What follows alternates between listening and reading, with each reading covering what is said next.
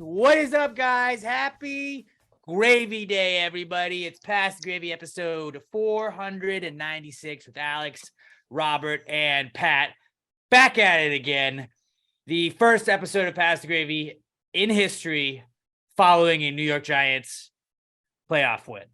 Never happened before. This is part of history, what you listen to. And as the Giants podcast, I feel like all three of us are excited. Robert was even just like, I cannot wait to talk about the Giants all podcast long. And I was like, Robert, we're not going to talk about the whole podcast. All right, pal, we'll talk about it, but not the whole podcast, man. I know you're Jack. He's finally back into football now. He's very excited. Football and golf. We'll talk about his love of golf now.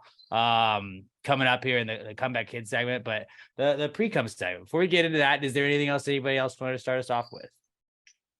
Precome? Precome. How many new segments are you just going to drop in my face, dude? Precome. So this is what the foreplay segment? I was like stuttering. Okay. Now you're making fun of a guy with a stutter. So wow. I've got something for the foreplay segment then. Everyone out there who's in a relationship or just, sexually attracted to the other sex. Here's what you do. So Alex, I'm not suggesting you do this because that's weird because I know you and your wife, but you know that massage gun that you have?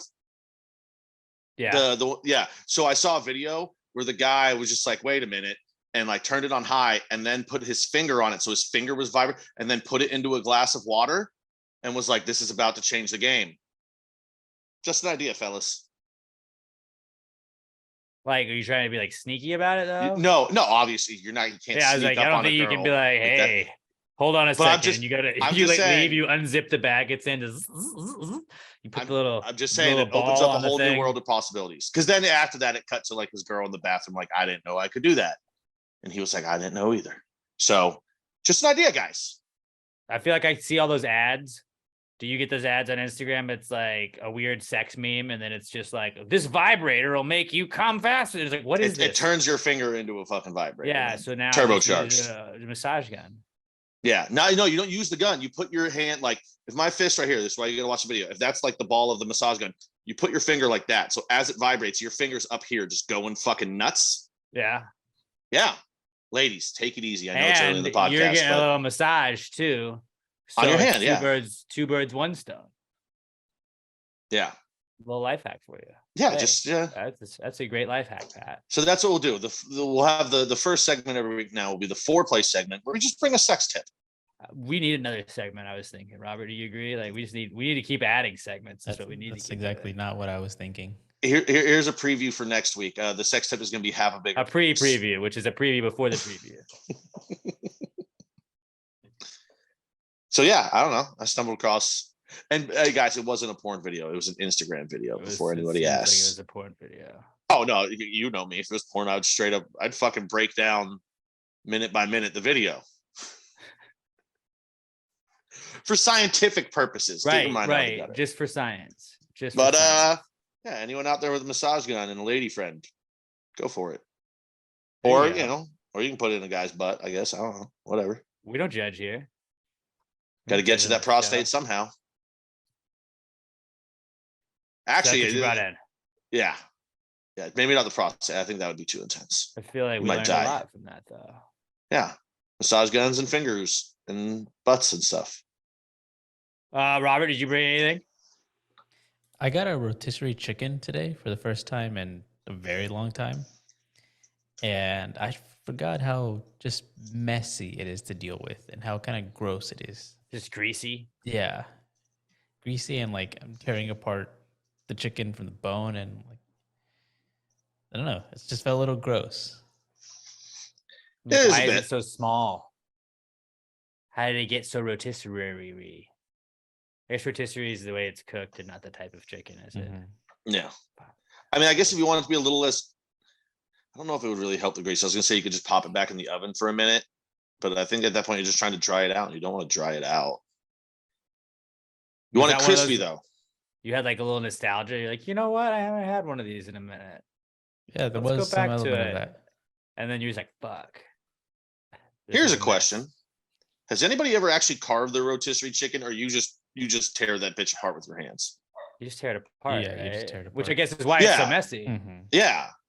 I know. I don't know. I could see Robert like one time being like, "I'm gonna carve this so it's not so messy." But It's too greasy That'd to be like funny. get a good grip on anything.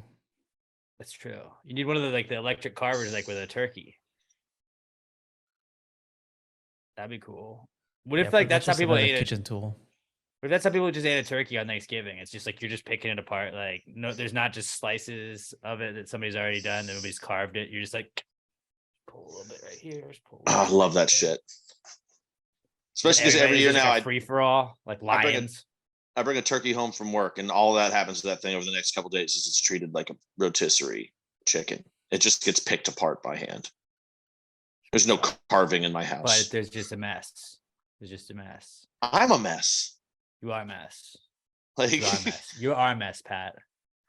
like if you ever saw me in public eating like a greasy turkey leg and I had grease on my face and stains all over my shirt, nobody would be surprised. They'd be like, that's exactly what I anticipated you look like when you eat. Yeah, it seems about right. Like, oh, did you spill? Nobody would be like, did you get like you spilled some lunch on you? You're like, oh no, it's just probably how you. Oh, no, that's It's an old stain. This is I wear this shirt every day. Yeah, I should have washed this like 2 weeks ago, but it's my lucky turkey Sorry. shirt. Yeah, things have been going well. I So eat just turkey, I wanna- get tired, I take a nap, and I don't do laundry. Sorry. Look, my bad. My bad. All right. Well, I had a couple of things I brought in for us today, and I like to come up with some TV show ideas every now and then. And I thought I have like a perfect maybe Food Network show. It's called Sommelier Pirates, and it's just pirates that show up and like raid your boat, and it'd probably be like a yacht or something, but they just show up and they raid your boat, and then they just judge you harshly on what kind of wine you have on board. Maybe they only steal your wine. I mean, they are pirates. They got to take something. They can't just judge you. They judge you like on how good it is, but they steal it. They make you, they're like, I am the captain now. They do the whole thing like from Captain Phillips. They scare you, they intimidate the fuck out of you, and then they go to your like wine fridge and they're like, what the fuck is this Zinfandel? This is bullshit. This is fucking bullshit. You call yourself a wino? It's like, I never said I was a wino. I'm just on a fucking ship trying to get from one place to another, man. Why you guys hijacked us? This is the vino you guys are drinking. Fuck you. And they just roast you. And it's like just mean people, like they're all Simon Cowells, basically. They're just so mean to you. Like I would just watch that where it's people that thought that they were going to get like that their life was in danger, but really it's just like you have poor taste in wine. Just the thought of a Somalian pirate saying the word vino. Sommelier. That was really funny. No, they're not from Somalia. They're sommeliers. They're just I thought they were Somalian sommeliers. Well, we can work that up too. I don't know how many sommeliers they have, but like, yeah, obviously I'm all for diversity here. But I felt like, with Food Network, maybe you start with yachts first. Like that would be, you'd have some celebrity yachts that you go on first. You're like, all right, Jeff Bezos, what the fuck is this cab? You bought this because it was expensive. You don't know anything about it. Yeah, you don't know anything. They just put a price tag on this. Is shit. These grapes, they're not even from France. I don't know. I wonder if he owns any vineyards. Do after they drink it, but they spit it out. You get a bunch of spit takes. They spit it in your face because they're pirates and they're rough like that. Yeah, you got a segment called "Hit It or Spit It," where they're like, "I'll drink this wine," or just like garbage, and then they pour it out over the ship. I just actually found out about an even better TV show that I'm very excited to watch. Have you heard of MILF Manor? I have heard about that. Found out about 5 minutes before we started this. So for the people at home or wherever the fuck you are, I guess you're probably not listening at home. More than likely you're in your car. They brought a bunch of MILFs. It's a dating show to a house, and it's gonna be a dating show. And then they unveil the guys, and whoa, it's all their sons. So what? There's definitely gonna be a fight. Like some guy's gonna be like, yeah, dude, I fucked your mom last night. And it's going to be just real. Not like how every guy tells all of his friends that they fucked their moms. Like this guy's going to have actually fucked your mom. Your mom's in the house. Yeah. They're in a house. There's a chance there's a good chance somebody's going to hear their mom fucking. That's weird, dude. Like some dude is going to blow out some other dude's mom's back 30 feet away from them, very possibly on the other side of the wall. Like, I just feel like there's people that are too close as a family sometimes, and like that Well, is it was probably one of those. It was a big shocking reveal. They're like, "What? Those are my mom," and they're like, "That's my son. We didn't know." But like, they're all bad actors, so they had to at least had know. an idea. I'm excited to watch this show. It's going to be the worst television since Yeah. Jersey Shore. I haven't watched We reality should do TV since Jersey Shore. I'm very excited to get back in. We should just start a podcast and just make a podcast that exclusively covers that show and just do it immediately following it. And we would never get burnt out on it. MILF Manor Maniacs. That's what we could call it. No, past the MILFs. I'm on board with that. MILFs. Gravy MILFs. Ugh. Even better. Like, what is this? Like somebody asked, like, what are you listening to? Like, I can't say the name of the podcast because it makes me cringe every time. Gravy MILFs. Gravy MILFs. Okay. All right. We talk about the MILF Manor show. Okay. And that's the name y'all came up with. Like, yeah, that's exactly what it's on TLC. I'm very excited to learn more about it. Well, shit. I mean, I'll DVR it going forward. Also, just like they just created the easiest porn spinoff of all time. Like when eventually the porn parody happens, because it's going to, they do it to everything. Like they just call it MILF Manor. It's the same exact fucking name. Yeah. They don't have to change shit. It's like, oh, that's my mom. That's my son. Well, you fuck my mom and I'll fuck yours. Okay. That's the whole plot. Like a swingers, but yeah. They knew what they were doing. Oh yeah. They knew what they were getting into with that. So I had Sommelier Pirates as an idea. Like, let's just circle back to that one because I think there are some legs to that. And then I also wine term. That was a wine term. I don't know if you knew that. That was great. A wine term. Yeah, legs. Back. No, legs. That's when you swirl the little wine drippy around things. the glass. Yeah.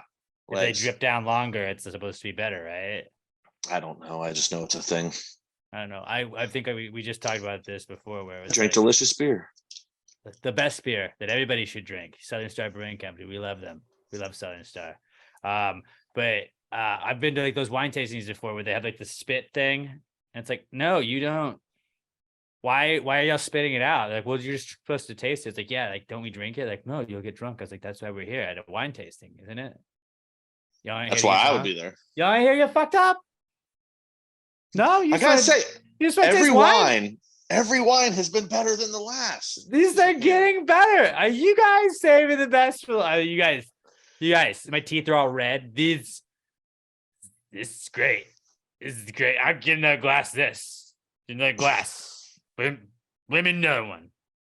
Just get another flight. Come on, keep it coming. Go for a flight of wine. Drinking the spit glass. Nope. Sorry, done. It's a blend, stupid. The cab blend. You ain't fucking. You a fucking wine person. Get out of here. I like it mouth temperature. Just let me do your job. All right. It's not even that difficult. Shit. I'm getting notes of wine. This is red. Do you see it's red? Look, I drink with my pinky out because I'm fancy. Mm-hmm. Sorry, I dropped that. Can you give me another glass? Can you give me another glass? So clean this up. In fact, just give me a solo cup. Just put a solo cup. That's easier for me. That's why I've never been invited back to a wine tasting since, but don't invite me to a wine tasting and not expect me to drink wine, all right? Hey, at least you've been invited. Yeah, that was a mistake on there. You flew too close to the sun, buddy. I did. I was so close. I was right there. The other thing I had for the Precome segment is I came up with an idea for a band, and I just want you guys to hear me out. They're called, the band's name is Winston Wallace and the Lonely Jackals, and it's a 2-man band. It's just like a folksy blues rock band, but nobody in the band is named Winston Wallace or the Jackal. I just thought that it would be a funny name for a 2-man band where you would assume that it would be like 6 people, and you're like, wait, it's just 2 guys? It would also be a great solo artist. Who's the Jackals then? Is it just dual acoustic guitars or? Yeah. Or maybe just like a little guitar drum, Black Keys kind of setup. What? No bass? No bass. You don't need the bass. I'd prefer. You said it's folksy. It's got to be two guitars. Well, we haven't decided exactly what the genre is yet. I'm still working on the name, but I just like if Wait, it was like what if you did just Winston Wallace and the Lonely Jackal, but then you never address what either guy's name is? no, like it's funnier if no one is named Winston Wallace. Neither one is, but it's then a jackal. People would think one of them has to be the Lonely Jackal, one of them has to be Winston Wallace, right? But neither of them are. But wouldn't it be funnier if it was just two people and it was the Lonely Jackals, and you're like, but where are the Lonely Jackals? Is this just which one's Winston? Like, I think that it would, it causes a lot of people to ask questions, and then maybe that makes the band sort of famous. What if you did like Winston Wallace and the Jack Dogs? That way your initials were WWJD. That'd be sick. What are you listening to? WWJD, man. Their new shit's real good. And then when you go through, like, you party out too much, you get to that burnout phase, and then you have to go to rehab and you don't drink anymore. You just focus on getting jacked, and you're like, see, we're the Jack Dog. That'd also be fun because people are like, what the fuck are Jack Dogs? And you're like, oh.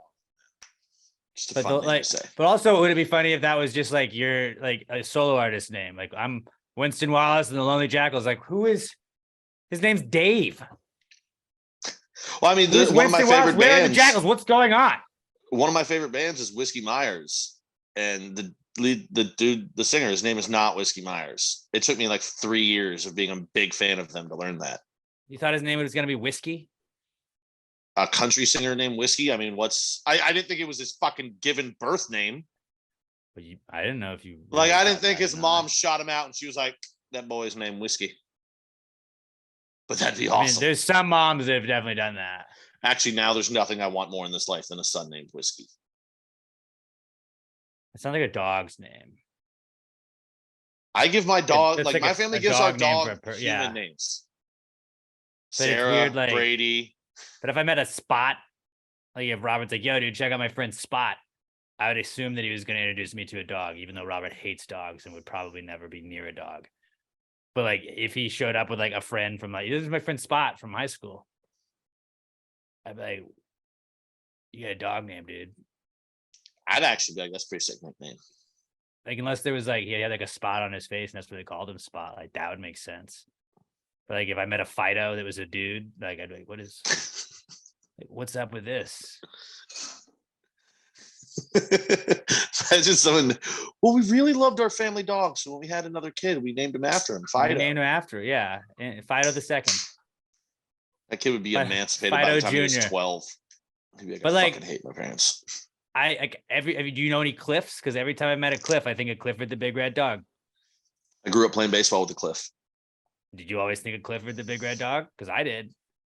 No. I just kind of thought he sucked, and then he made it to the minors. I don't know what happened. Well, maybe if he was a big red dog, he would have been a little bit better. Could have made it to the big leagues. Would have had height at least. Would have had that dog in him. People. I mean, he had that dog in him. He made it to the fucking minors. I'm always wary of them.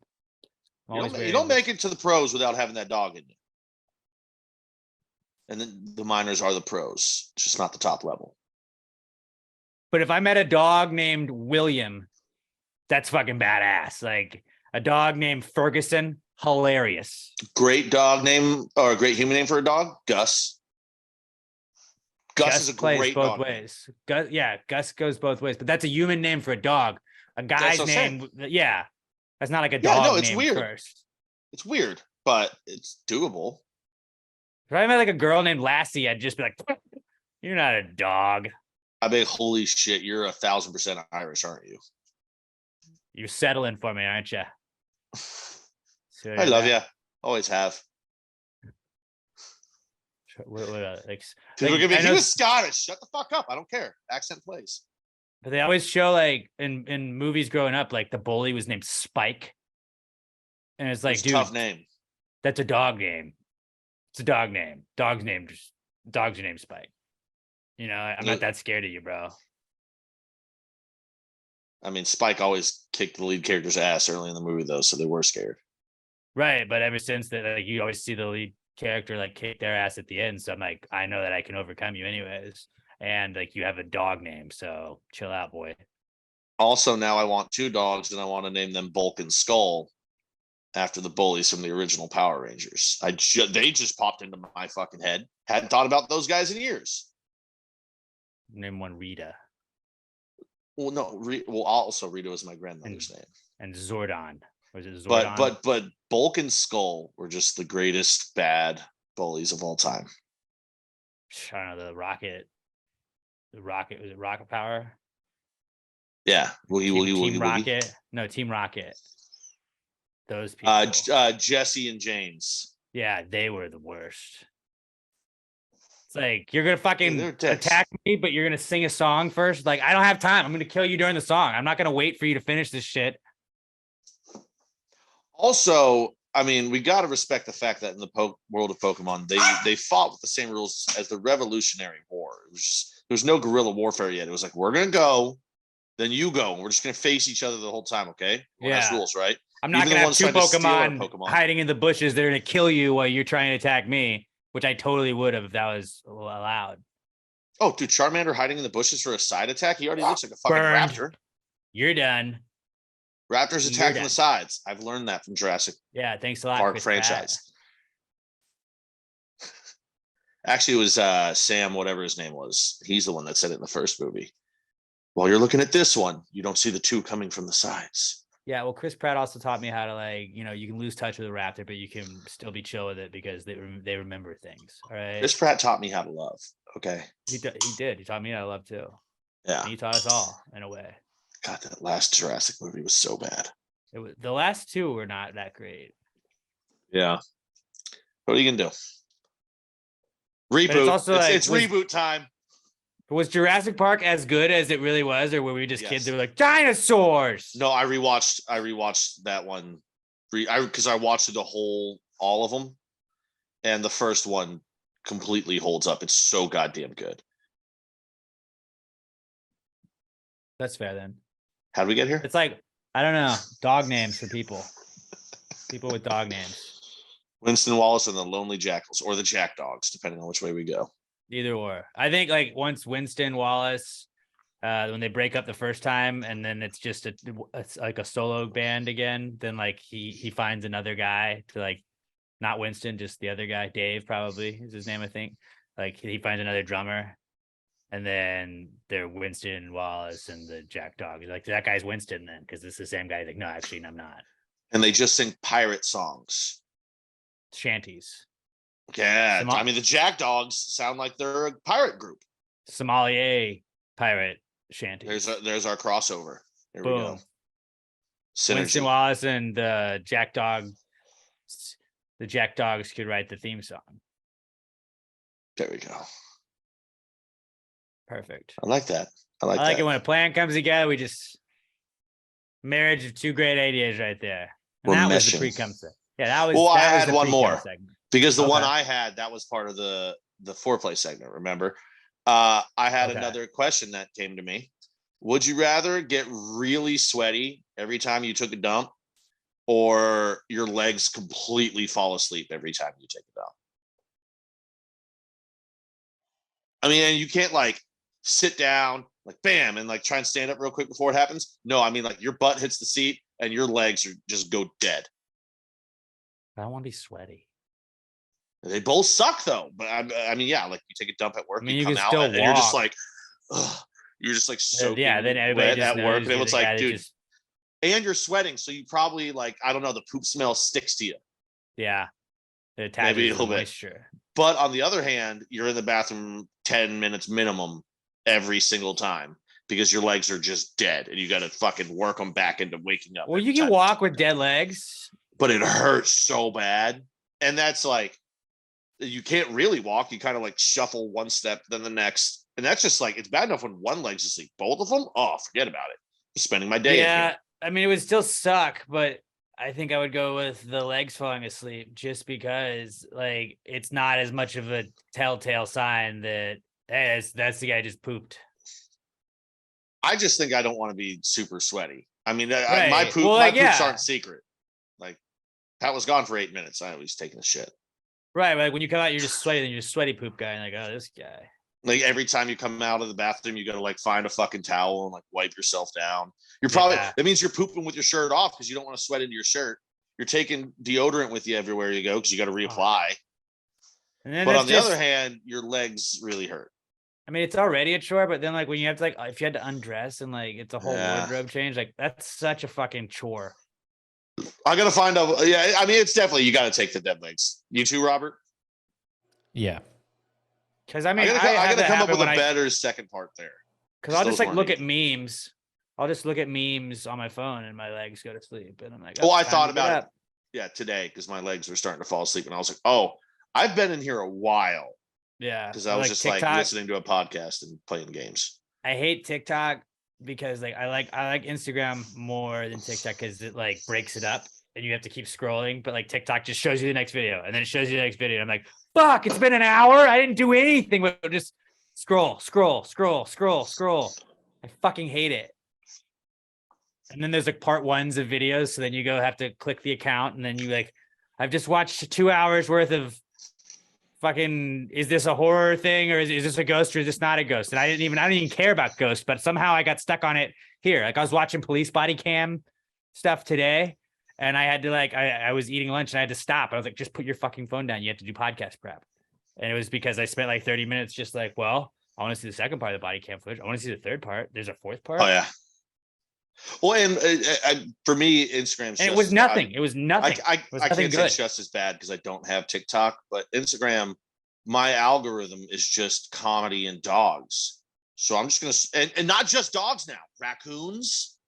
Yeah, I follow the raccoon one too. Yeah, I just followed one yesterday, and I got like 3 of them today. I was like, "This is great," but like, and it's not just dogs in general. I've got specific dogs I follow. So my thing, it's just there's dog video. Oh, there's another dog video. Oh, another dog video.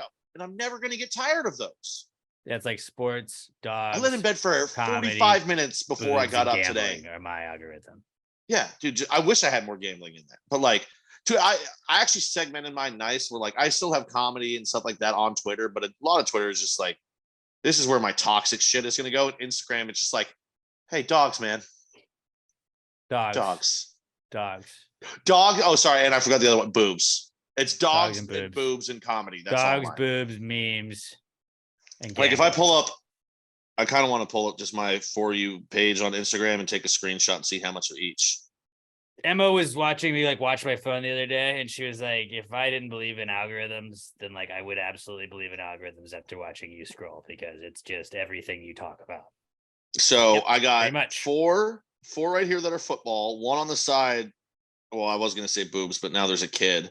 Then a dog, 2 more football, comedy and boobs, more comedy, football.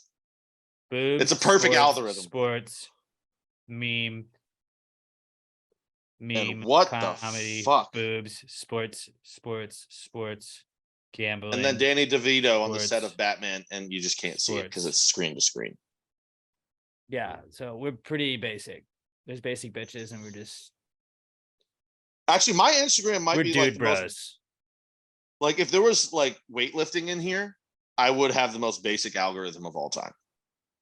I've gotten so like I've been, not to brag or anything, but I've been working out, been lifting lately, and so like been working out, looking up some like stretches, and if you look them up on Instagram, then like now I just have like stretch coaches, and like people are like, here's a good way to give you some more hip mobility, and it's just showing stretches. So like that's kind of creeping its way into my algorithm, but I'm always like, hey, I'm healthy because this is on my algorithm, and then I'll like do like the favorite thing or the say whatever, like the bookmark thing on Instagram where you can go back to it. And then like, I'm like, I never go back to it, but I'm like, I'm going to save this stretch and do it later. And it's like, nope, never done it again. Like never went back to it. But in my brain, I'm like, I'm healthy. Basically like I'm working out every time I'm saving one of these stretches. Oh, I don't need to know new stretches. I learned all the stretches I need to know growing up playing sports. I need to remember them because I'm sure I've forgotten a lot of them that are good. And also my flexibility. It's your sciatic nerve, and sometimes it's to just help with your lower back. Sometimes it's to, I'm opening my chest up now. What do you have, Mardi Gras? Yeah, pretty much. Got like all these like shoulder stretches, all kinds of good shit like that, bro. Like just wait till I'm jacked, bro. I'm gonna have the sickest pecs. No, I was doing I started doing the curls and shit and my little weights, and I was doing flies the last couple of days, but I started like using my back more in it. I was like, dude, I can feel that. I was like, I'm basically a fucking fitness influencer now. Like, no, guys, don't just like raise your arms, bring them back. Use those, get the back involved. And like do a little squeeze, get the triceps involved too. You know, like let's let the whole body get a little work. All right. Hey, follow me for more fitness tips. What's up? Rise and grind, bros. Rise and grind, dudes. Except my rise usually happens somewhere between 11 and like 12:30. So just train hard, bros. Eat, cleanse, trend hard, right? Steroids. I'm a mass monster, dude. That's why I tell people like, you're fat. I'm like, no, dude, I'm a mass monster. Mass. It's all the fucking mass. Just build mass, dude. Nobody steps to take me down. They're just afraid. Harder to take me down, bro. Whole life, no fights. Nobody wants to smoke, bro. You gonna fuck with this? I don't think so. Mass monster. Don't think so. And that was the Precome segment. I feel like we were very productive in that. And it was about a half hour shorter than last week's. We're off to a great start, Robert. And we're all gonna really stretch out this next one then. We're off to a great start also. Why don't you start this ad, Pat? Why don't you start this ad for me? Because I'm gonna go get you. I'm gonna get myself a nice little Southern Star Brewing Company beverage because I forgot to bring one to the table. That was actually drink of the pot anymore, but I'm drinking right now. I'm gonna drink because I love it so much. It was a beautiful segue right there too, because I just so happen to have just a mouthful of beautiful nectar of Southern Star. Currently, Strawberry Blonde. Been fucking crushing these. I still have all this beer that they gave to me last time. I still haven't seen Alex. Some of this is supposed to go to him, but I haven't seen him. So we gotta plan that up, Alex. I got some cases for you right here. I got, of course, a whole case right there of the original, the beautiful Bombshell Blonde. I mean, not a more beautiful woman on any beer can that I've ever seen. Sure. I have a whole case. So beautiful. Almost cracked into these today, but I didn't get them in the fridge in time. I got some of the Sigords. Now, a lot of pumpkin beers, they fucking go over the top. Not this one. It's nice. It's subtle, but it's one right pumpkin there, beer I like, and it is, dude. Seriously, and it's not just like I've had. I can't even say it. I've had other beers of places that I like. I'm like, yeah, this one's not. I've never had a beer from Southern Star I didn't thoroughly enjoy. Like it's weird. Right. It's not just. I'm not just shilling for the guys that love us. I love them too. I mean, I've got all the Buried Hatchet Stout. We loved the beer before Texas we Punch. knew them. Dude, we didn't know them before we loved we loved the beer before we loved them. They commented on one of our things. We're like, that's how it worked. I might have to start pushing that Texas Punch hard because I don't think enough people are on it yet. And that is I'd say top 3 IPA they put out in the last 2 years, and they put out a lot of them. I mean, it's probably one of the no fucking joke. It's probably it could probably be second to what's coming soon is Darling Like a Marlin 3. Well, that'll be the best, yeah. Saturday, March 18th, out at Southern Star Brewing Company, 3525 North Fraser Street up in Conroe. Best brewery in the world. Coolest staff, coolest people there ever. Go up there, hang out, telling you part of the Gravy Gang. They'll welcome you with open arms. They got pass the Gravy flag hanging right by where you get your tokens. They'll let you try the beers to make sure you get one you like. And there's going to be something for everybody. Maybe you're not an IPA guy or gal. I still suggest trying their IPAs because I was not an IPA guy either. And I tried their IPAs and was like, fuck, this is dope. Like they find a way to make everything awesome. The Southern Brunch, maybe you want something more mimosa like, try that. It's basically just a mimosa in a can. They got the hoppy elixir. If you're doing dry January, it's just like sparkling seltzer basically made with hops. It's what Robert drinks when Robert goes to Southern Star, 3525 North Fraser Street up in Conroe. And you know what, if anybody is like there, maybe there's been some slander about fucking Southern Star. We're not standing for that shit, all right? If you aren't down with Southern Star, fuck you. All right? And take that to the bank because you're a fuckface. You're a fuckface if you're not down. We'll beat your Southern ass. Star. You don't fuck with Southern Star. We don't fuck with you because you're a fuckface, all right? Southern Star is the best beer in the entire world. Let's give away. You want to give away some shirts? Let's give away. Yes. Give away 2 Pass the Gravy shirts from the store. If you're drinking a Southern Star this week, go out, get you a case, get you a 6-pack, tag us. We always tell you to do that. We'll give away 2 shirts at the end of the week at Pass Gray Pod, at Southern Star Brewing Co., at Southern Star BC on Twitter and Instagram. Make sure you tag us and just say we love Southern Star. That's all you gotta say. Say I love Southern Star. Give us a picture of you with your beer, and we'll retweet you. We'll give you a follow, and we'll pick 2 of you guys randomly to give some Pass the Gravy shirts too, because Southern Star is the fucking tits. best beer in the entire world. I would not want to speak for a beer other than Southern Star because they're the fucking best. They were my favorite before they were our sponsor, and they're my favorite even after that because they just keep getting better. They've given us fucking beers, man. We have 3 beers now we're about to have 3 beers. Darling Like a Marlin 3, fucking best brewery in the world. Y'all been out there with us, Gravy Gang. Y'all know how fucking dope Southern Star is. We'll fucking go to war for Southern Star if we have to, but we always got their back because they've always got our Southern Star Brewing Company, best beer in the entire world. Tag them at tag us at Pass Gravy Pod, tag them at Southern Star BC and at Southern Star Brewing Co. with a picture of you drinking a Southern Star. We're gonna pick 2 of you guys randomly at the end of the week to give some Pass Gravy shirts too. So support the people supporting us, Southern Star Brewing Company, the best beer in the entire world, and the official sponsor of the Comeback Kids segment. It's the Comeback Kid. The Comeback Kid of the week. The Comeback Kid of the week. Bitch. All right. Our first Comeback Kid this week is being liberal cucks, because that's apparently what we are on Twitter. According to Twitter, we may or may not have gone to war with some people, and a certain far right group is just fucking attacking us. And we're not like what is the word that they got? Apolitical is the word that they get triggered by. But I don't know if you guys listen to this podcast, but we're certainly not taking sides on any shit. So I don't know. Apparently, if you just like the easiest thing rattles their cage, and then they're just like, you lib cucks, beta males. Like it's every fucking Andrew Tate buzzword ever that they just throw at you. And it's like, yeah, right. I've been called George Soros. Don't know who that is. Then like 3 other congressmen or congresswomen. I don't fucking know. I'm assuming they're senators, maybe, whatever. But they're like comparing me to these people. I'm like, I don't know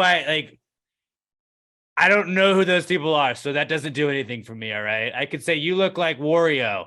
Well, do you know who that is? Because if you don't know who Wario is, then that's about as helpful as you showing me that I'm a senator that I don't know. I got called fat. That was about you were getting body shamed in January of all months by another man, which not okay. That one made me laugh. I was like, that just shows this guy doesn't know me. Because like, yeah, it's not an insult if it's true, dude. Like, that just looks like a fat guy. I was like, well, I could have just looked at your avatar and been like, that looks like a cartoon. Yeah. Same thing. I try to not argue with cars and cartoon pictures, but I did break that rule this weekend. My mentions are kind of a mess. They've replied to like all of our old tweets and shit. Oh, yeah. And I don't give a fuck because I can go all day on this. And like it's very easy to unrail them where somebody was making a homophobic joke, and then I was like, oh, you're just jealous, you'll fall in love with us. And then they called Pat fat and then proceeded to spend the next like 30 to 40 like tweets of a thread like arguing over how hot Pat was with people. So it was like, well, yeah, dude, super straight guy. I'm so straight, I'm not gonna argue over how hot a guy is, even though I just did. I love, I mean, I hate the guy, he's a douche, but I love the fact that he sits there, not only likes all of his own tweets, but then every other tweet will point out that all of his tweets are factually accurate and correct. And then not an emoji, but like, I don't even know what you call them. It's a check. Yeah, it's the check mark, but it's like, it's not an emoji, but it's in that like emoji board of just like the basic things you could say. I'm like, this guy, I want to meet him in real life. He's got to be the most insufferable douche in real. Like, I call it a parlay check working with that it's guy. The black check in your emojis. I use the green check. If you hit the parlay, you have the little black checks if you hit each leg off. Ah, smart. And my notes app, that's what I always got. I got my bets. But I would love to meet that guy. Like the people that are so. I'm not upset that I don't know him. I think it'd be fascinating to meet someone that's that invested in Twitter to where they're going to start a 5-day long now, something like that, Twitter semi-fight with a bunch of people he doesn't know over a brewery he'll never visit in a state he doesn't live in. That's fascinating. But now we're in like a crazy gray area, Pat, you know, as the straight white males, where we are now liberal, but we can also say whatever we want, because if anybody says that what we said was offensive, we're like, no, we're liberal. And they're like, wow, fuck. Actually, I think we're in that weird middle where we're kind of like, we're Joe Rogan. We're Joe Rogan. We're basically Joe Rogan. Yeah. We're either too liberal or too right wing, depending on how stupid your actual views are. Which means if people think you're the far right or far left, if they think both, then you are perfectly middle, right? I mean, no. But if people, No, if it doesn't multiple mean that. people It's just accuse because you, the far of thinking either side about are it, so you fucking even stupid. it out, but you even it out, and it's like I'm right in the middle. So You know, it's not true though, because I know people that, like, I don't personally know, but people that are far left or far right, but the real far of either extreme consider them to be the opposite of what they are, because like you're not liberal enough, you're not conservative enough, so you're obviously on the other side. Like, no, I don't. yeah, So like, actually, I think I just want Joe Rogan to interview that guy, because no, he's I couldn't got sit like no, but that's what'd be funny, because Joe will just sit there and be like, no, dude, you're an idiot, and he'll stay calm about it and call the guy a fucking idiot. I can't do that. I just want to laugh at this guy. I want to give him a hug. I'm gonna tell all my followers to stop going to this place. Cool, you have 10 people that follow you. Yeah, you've And lost our support. 4 of them are porn bots. So I think the initial person had like 30,000 something, but once again, doesn't live in Texas. And then the other 3 people, like everyone's been engaging with, they all have like 100 tops. just I don't know if you guys remember, but we always say we got your back, Gravy Gang. Ride or die. We'll ride or die. Your Gravy Gang, we're fucking ride or die. We'll fucking go to war with you guys, all right? And this guy wants to fucking play games. We'll play games. We got all kinds of games, which is also really funny, is because that guy thought he was just replying to like one thing and didn't realize that like him replying to every tweet and like pass the gravy, like we tagged people had commented to us, other shit. Like, so it's like you just like interacted with like 27 people in that thing, and then all of them are against you. So like, good job. I think Brandon Whitehead, shout out to him on Twitter. He was like, oh, when this guy realizes he's trying to fight the entire Gravy Gang, and it was like somebody just trying to pour water out of a boat that was just like under a waterfall. I mean, honestly, I think the main thing is that this is nobody's ever engaged with this guy on Twitter like this before. Yeah, this is like he's like, finally, my friends. Like, I just feel like, I mean, if I took the time to scroll back through his shit, like he probably comments on everything and nobody just ever. He does. Well, he does. I know nobody answers or likes his posts except for himself, obviously. But like, he's like, dude, finally, I got some engagement going here.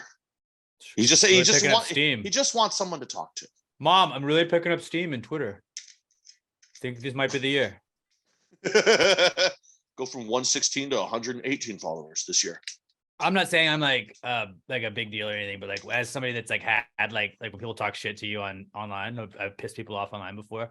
I like to always just play like, all right, let's go click their profile. If like everything that they've ever commented on is them just shit talking somebody from ESPN or some football player or some politician or some show, or like if all of their shit is this sucks, this is bad, I hate this, and it's like, all right, well, we don't engage with that because it's garbage. Unless sometimes it's just too easy to like, you can just dunk on people because it's Twitter. Yeah. And Twitter's not real life, but there's people that think Twitter's real life. And then there's like, I believe like us, where we just like to stir the pot and kind of just like, I like the chaos aspect of Twitter. That's what makes it so beautiful to me. Yeah, it's terrible, toxic, but it's so beautiful all at the same time. The best is when you get the flower kind of you see.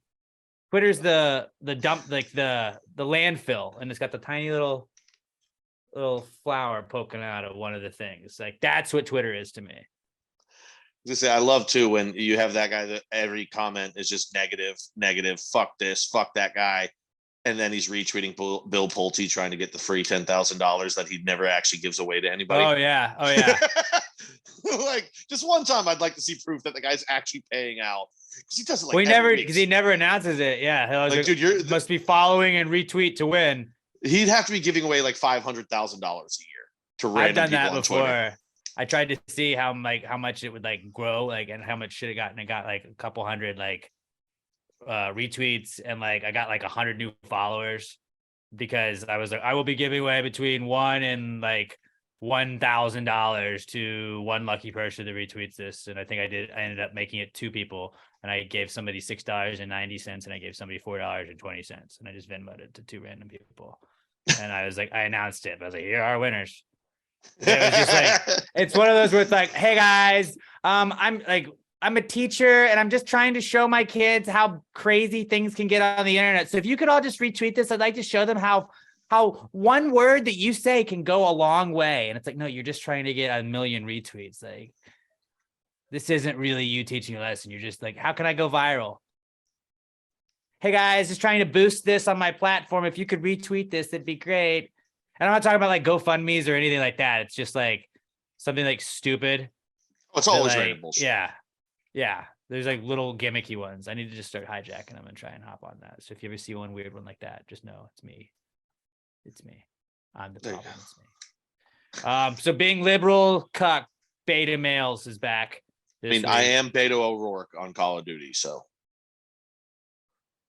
that's funny.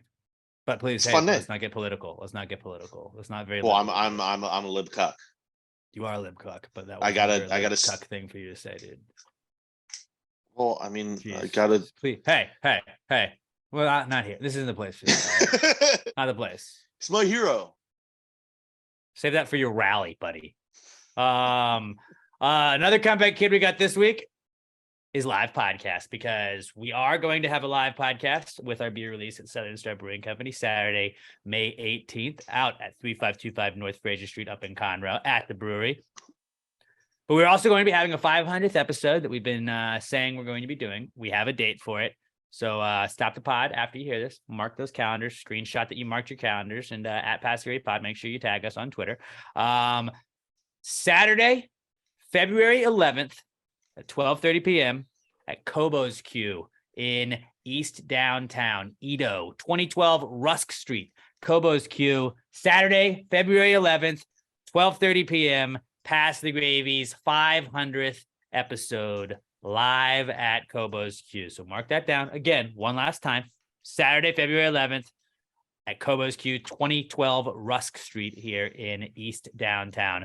Gonna be a great time. We had office trivia night, the second one at Kobo's Q. That was a fucking awesome party. That was at night. We're gonna do it during the day. We're right in the middle of downtown. You're in the shadow of Minute Maid Park. They got the best fucking food in town. I promise, the burrito tacos, the brisket mac and cheese quesadillas, and they always have some other random one that they throw up on the thing. Sometimes he's got the wings. They fucking take care of us there, and they're fucking awesome. They have some fucking bomb ass food. It's gonna be a fun time, and it is. I don't know if we're gonna be doing it outside or inside. We actually do need, if anybody knows like somebody that can help engineer the podcast, it will be a paid gig. It will be for one day, and if you could put us in contact with that, just tag them at Passgrade Pod. I'm at Alex J Middleton. But if you know anybody that is good with audio engineering, it's like a 3-hour gig basically. They got to help us set up, run the broadcast, just give us the audio back at the end so we can post it. And we've got the equipment and everything too, so it should be a pretty easy thing if they know what they're doing. If anybody has anybody that can help us out, just reach out at Passgrade Pod. I'm at Alex J Middleton, and let us know. That's really the only one thing we got to do, but we got about a month to find that out. But yeah, I'm excited. Saturday, February 11th. It's the day before the Super Bowl, the weekend before Valentine's Day. It's going to be a fucking wild week, and kick off Super Bowl weekend with Pass the Gravy in our 500th episode. We are also going to be making shirts. We are not going to be selling shirts at the event, but let's say at the latest Monday, we will have shirts for sale. Pass the Gravy episode, 500th episode, we'll come with like a logo or something like that. We'll put that up there in the Pass the Gravy merch store, passthegravymerch.com, and we'll sell the shirts until the broadcast date, until the week of that show, and then that's just a one-time only thing. So you can buy the shirts and get them in time. So I will be blowing you up when we put those shirts up in the store. But I'm looking forward to hanging out with you guys. That's 2 times in 2 months. We're gonna get to see you guys out at Southern Star and at Kobo's Q, and we're really excited to, I love the live podcast. It's cool doing this, but it's so much different when we get to interact with everybody. And I really like doing the live segments and shit like that. So that'd be a lot of fun. And I can't believe we've done almost 500 episodes of this. It feels like I feel like we've done it forever. But then also today, I was the Giants I've never done a podcast following a Giants playoff win in the history of Pass the Gravy. because the Giants have been god awful mostly. And then they went to the playoffs one time and lost in the first round. But like, what a time to be alive. History's being made. Wait a minute. And I ever done one post Packers? yeah, the Packers like won in the playoffs last year, dude. Your team is good. Your team's normally good. Yeah, sorry. Out of like our last 5 postseasons, I think we bounced in the first game 4 of them. So that's why, like, my brain. They went to the NFC Championship one year that you were on the podcast. They lost to the 49ers. The 49ers Chiefs year. Yeah. I'm just in pain. But since we are a Giants podcast, not in pain right now, though. Can you imagine? Right. Hey, I love you, buddy. I appreciate your support. Pat he was a fucking great hype man during the game. I felt like I had a good headspace where I was like, we're playing with house money. I think it's possible for us to win, but if we lose, we shouldn't even been there. And like, that's kind of where I'm going in with this week against the Eagles, where I'm like, again, shouldn't even be here. We're a rebuilding team in a rebuild. Maybe we fuck around and just, I don't know. Giants are 6-0. Giants are 6-0 in the playoffs ever against 1 seeds. Playing number 1 overall seed since the playoffs reshifted in like 1975. The Giants are I believe 6-0 against 1 seeds. The most recent time they did that was against the Dallas Cowboys in 2007, which was a division opponent they had lost twice to. They were 7-point underdogs in that game, and they won it and went on to win the Super Bowl. They are 7-point underdogs against the Philadelphia Eagles this week. Who knows? The Giants have also never not made it to the Super Bowl after winning a playoff game since 2000. So another fun fact. And can you imagine if the Giants are in the Super Bowl somehow the day before, like the day after we do our live podcast? Like we could potentially be doing like a pre-Super Bowl podcast with the Giants in the Super Bowl the following day. Oh, long shot. I get that, but how fucking lit would it be as a Giants podcast? Like, come on. And then like redemption tour. Just think about how sweet this would be. Giants lost the Vikings a couple weeks ago. Revenge against the Vikings last week. They lost twice to the Eagles. Revenge this week, maybe. Then hopefully the Cowboys don't win. But if the Cowboys did, the Giants lost the Cowboys twice. Another revenge tour right there. They get revenge, Super Bowl. Like, just win it then. Dak ain't gonna put 2 back-to-back performances together like that. Fingers crossed. They just need Purdy to not turn it over, and the 49ers defense will take care of the rest. And Debo and Ayuk and Kittle. They're so much fun. I know. I'm just nervous. I'm very nervous. Don't worry. You just gotta worry about the Eagles. True. Hurts is injured. My 2 least favorite teams, like in the world, are half of the NFC teams left, and I hate that. It do be like that sometimes. Is it maybe the Giants are that soldier that just, God gives his toughest battles to his strongest soldiers. Maybe the Giants are the strong soldiers this year. They got to play like Giants. Gotta play like Giants. But speaking of the Giants, my other comeback kid this week is drunk purchases. Because now I don't know. I have had stupid drunk purchases a lot. Most of my drunk purchases are stupid. But I think I have the best drunk purchase I've ever had. So the other day, this was after we did the podcast, I got home and there was like an Amazon bag. And I was like, all right, well, this is kind of heavy for like one of just like the envelope bags. And I picked it up and it was like, what do you got?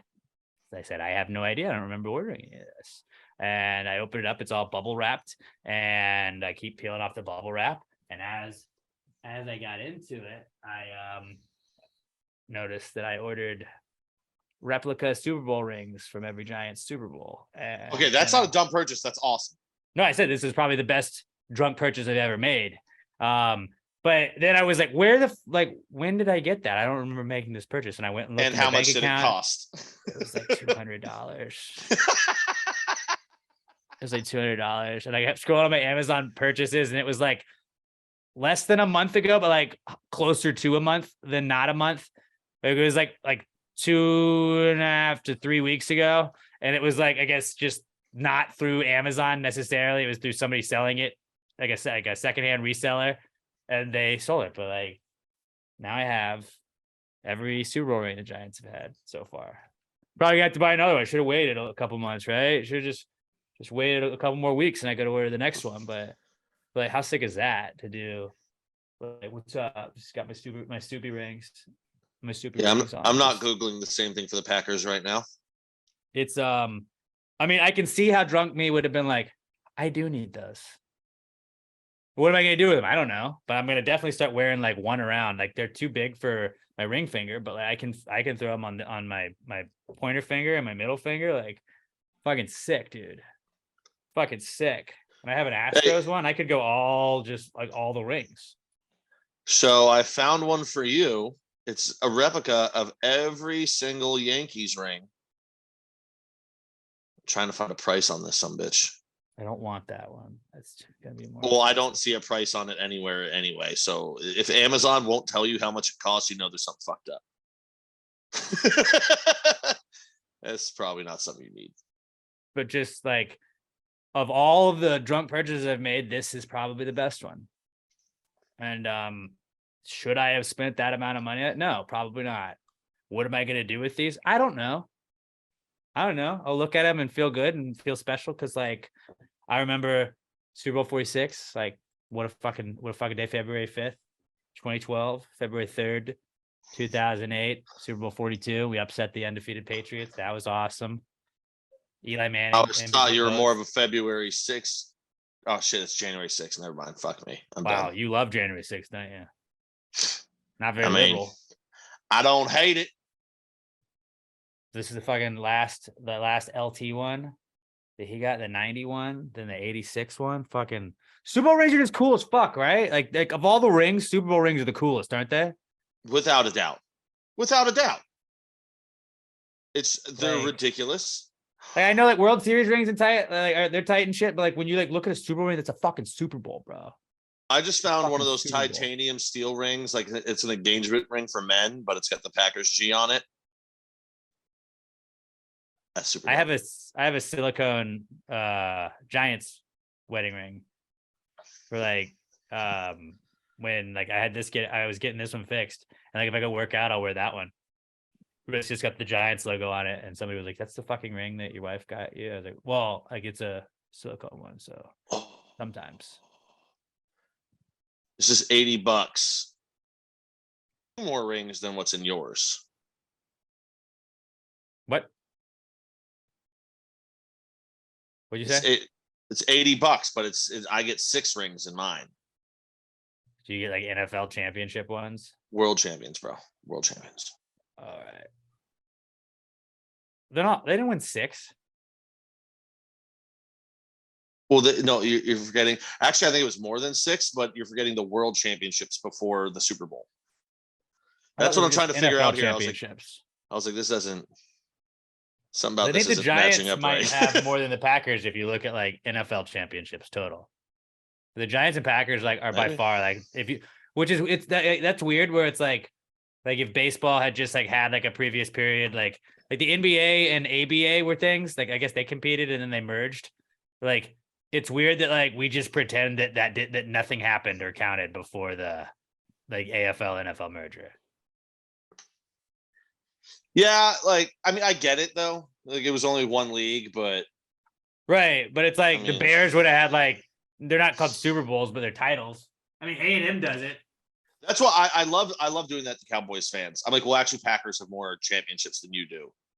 You're like, no, we have more Super Bowls. I'm like, well, no, we won 3 championships in the 4 years before that. Like that doesn't count. I'm like, oh, so we're just going to go to an arbitrary date in the late to mid 60s, but not the 3 years before that. Those don't count.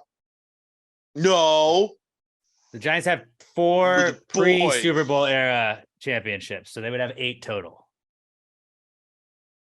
Yeah, I think it is. Packers have 4 championships, and then it should be more than 6. I feel like they had 3 in the previous 4 years, but maybe it was only 2. So maybe it is only 6 rings for the Packers. But still, cool. But just, again, best drunk purchase I've ever made. Yeah, that's fucking amazing, dude. I'm actually very happy for you. Like, I was stoked when, at first, like, I was like curious. I was like, what did I spend money on? This seems expensive. Is it like, it looked like a watch in that box, and then I was like, oh, these are the Giants on this ring. Fuck yeah. These rings. I gotta get away from this page, or else I'm gonna spend money on a bunch of rings. I don't fucking. But like, it's not just the rings; it's that cool little case. It's the display. That's right? awesome. Because like, I'm just gonna sit here and be like, "What is that?" I love it. It's the giant Super Bowl rings, minus the most recent one that I'll have to order on its own. That guy up there, he's got a ring. He's got multiple rings. Yeah, Champion. yeah, he does. But Watch the video version. Yeah, watch the video version. Pass Great podcast on YouTube. It's just one of those things where like, I don't know. I'm a sports nerd, so like, I was like, that's cool to me. Oh, I mean, drunk purchases are just fun. And again, like you can see how like it's shiny, and like drunk you is just like, buy it. Like, yeah, no, there's the most drunk logic. Obviously, I bought that then. We have a host. This girl, she's like, I don't know, 18, 19. She's maybe 92 pounds, soaking wet. This tiny. She wore a sweater one day that had a big skull on it. So of course I got everyone to start calling her the Punisher. And then one night I got really drunk and I bought her because I was like looking through Amazon and it was $6.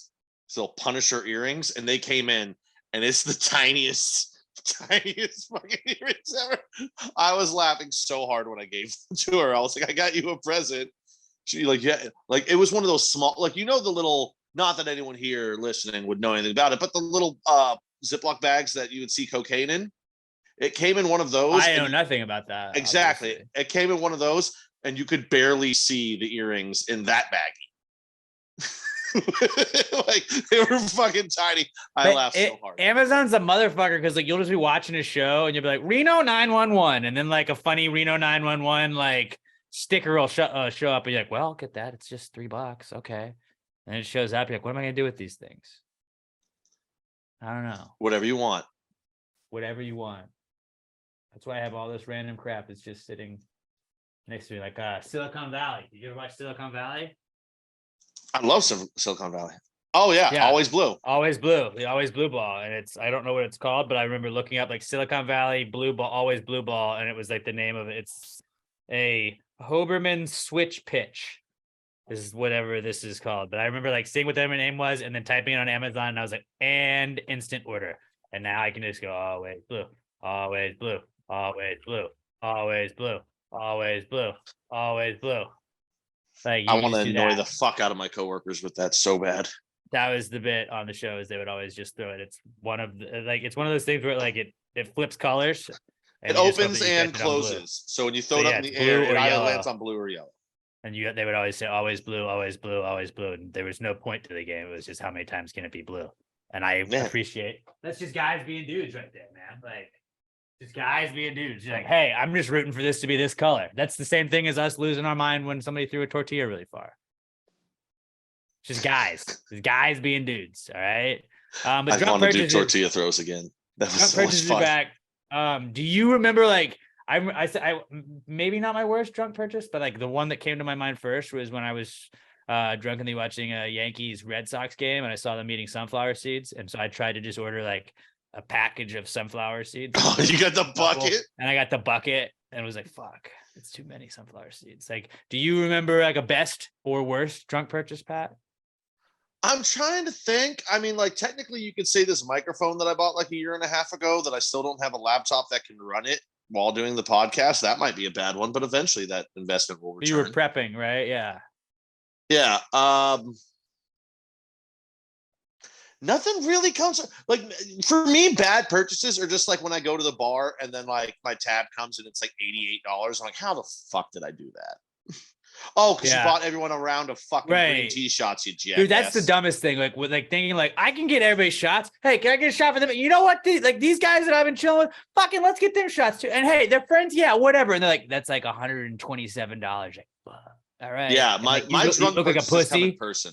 I don't want to look like a beta male in front of all the boys, like at that point. So then you just got to be like, yeah, I'll just eat that on my card. I understand that my bill was like $40 leading up to this, but sure, I'll do that, and then I'll tip out.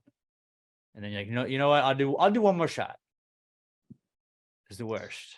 Yeah, I can't think of any online. You don't have to. Gravy game though. If you got one at Pass Gravy Pod, just like let us know. Yeah, let us know, because there's got to be some gold. Best drunk purchase, worst drunk purchase, if you have them. Robert, did you just have any, like, you don't drink, but like tired purchases. You're like Robert's so like Mhm. buttoned up, and he's just like, I have to think. Like he hasn't bought a chair for 6 weeks, longer than that, Longer because he's than like, that. he's trying out chairs. So like, I don't expect you to make just impulse purchases. But have you No. ever made just like an impulse purchase and be like, I should have done that? Not that I can think of. Maybe there's some things that I thought I would use more, but it just doesn't work out that way. But no, usually not. Yeah, he's better than all of us. So sorry, we're not as cool as you, Robert. I gotta say though, Yeah.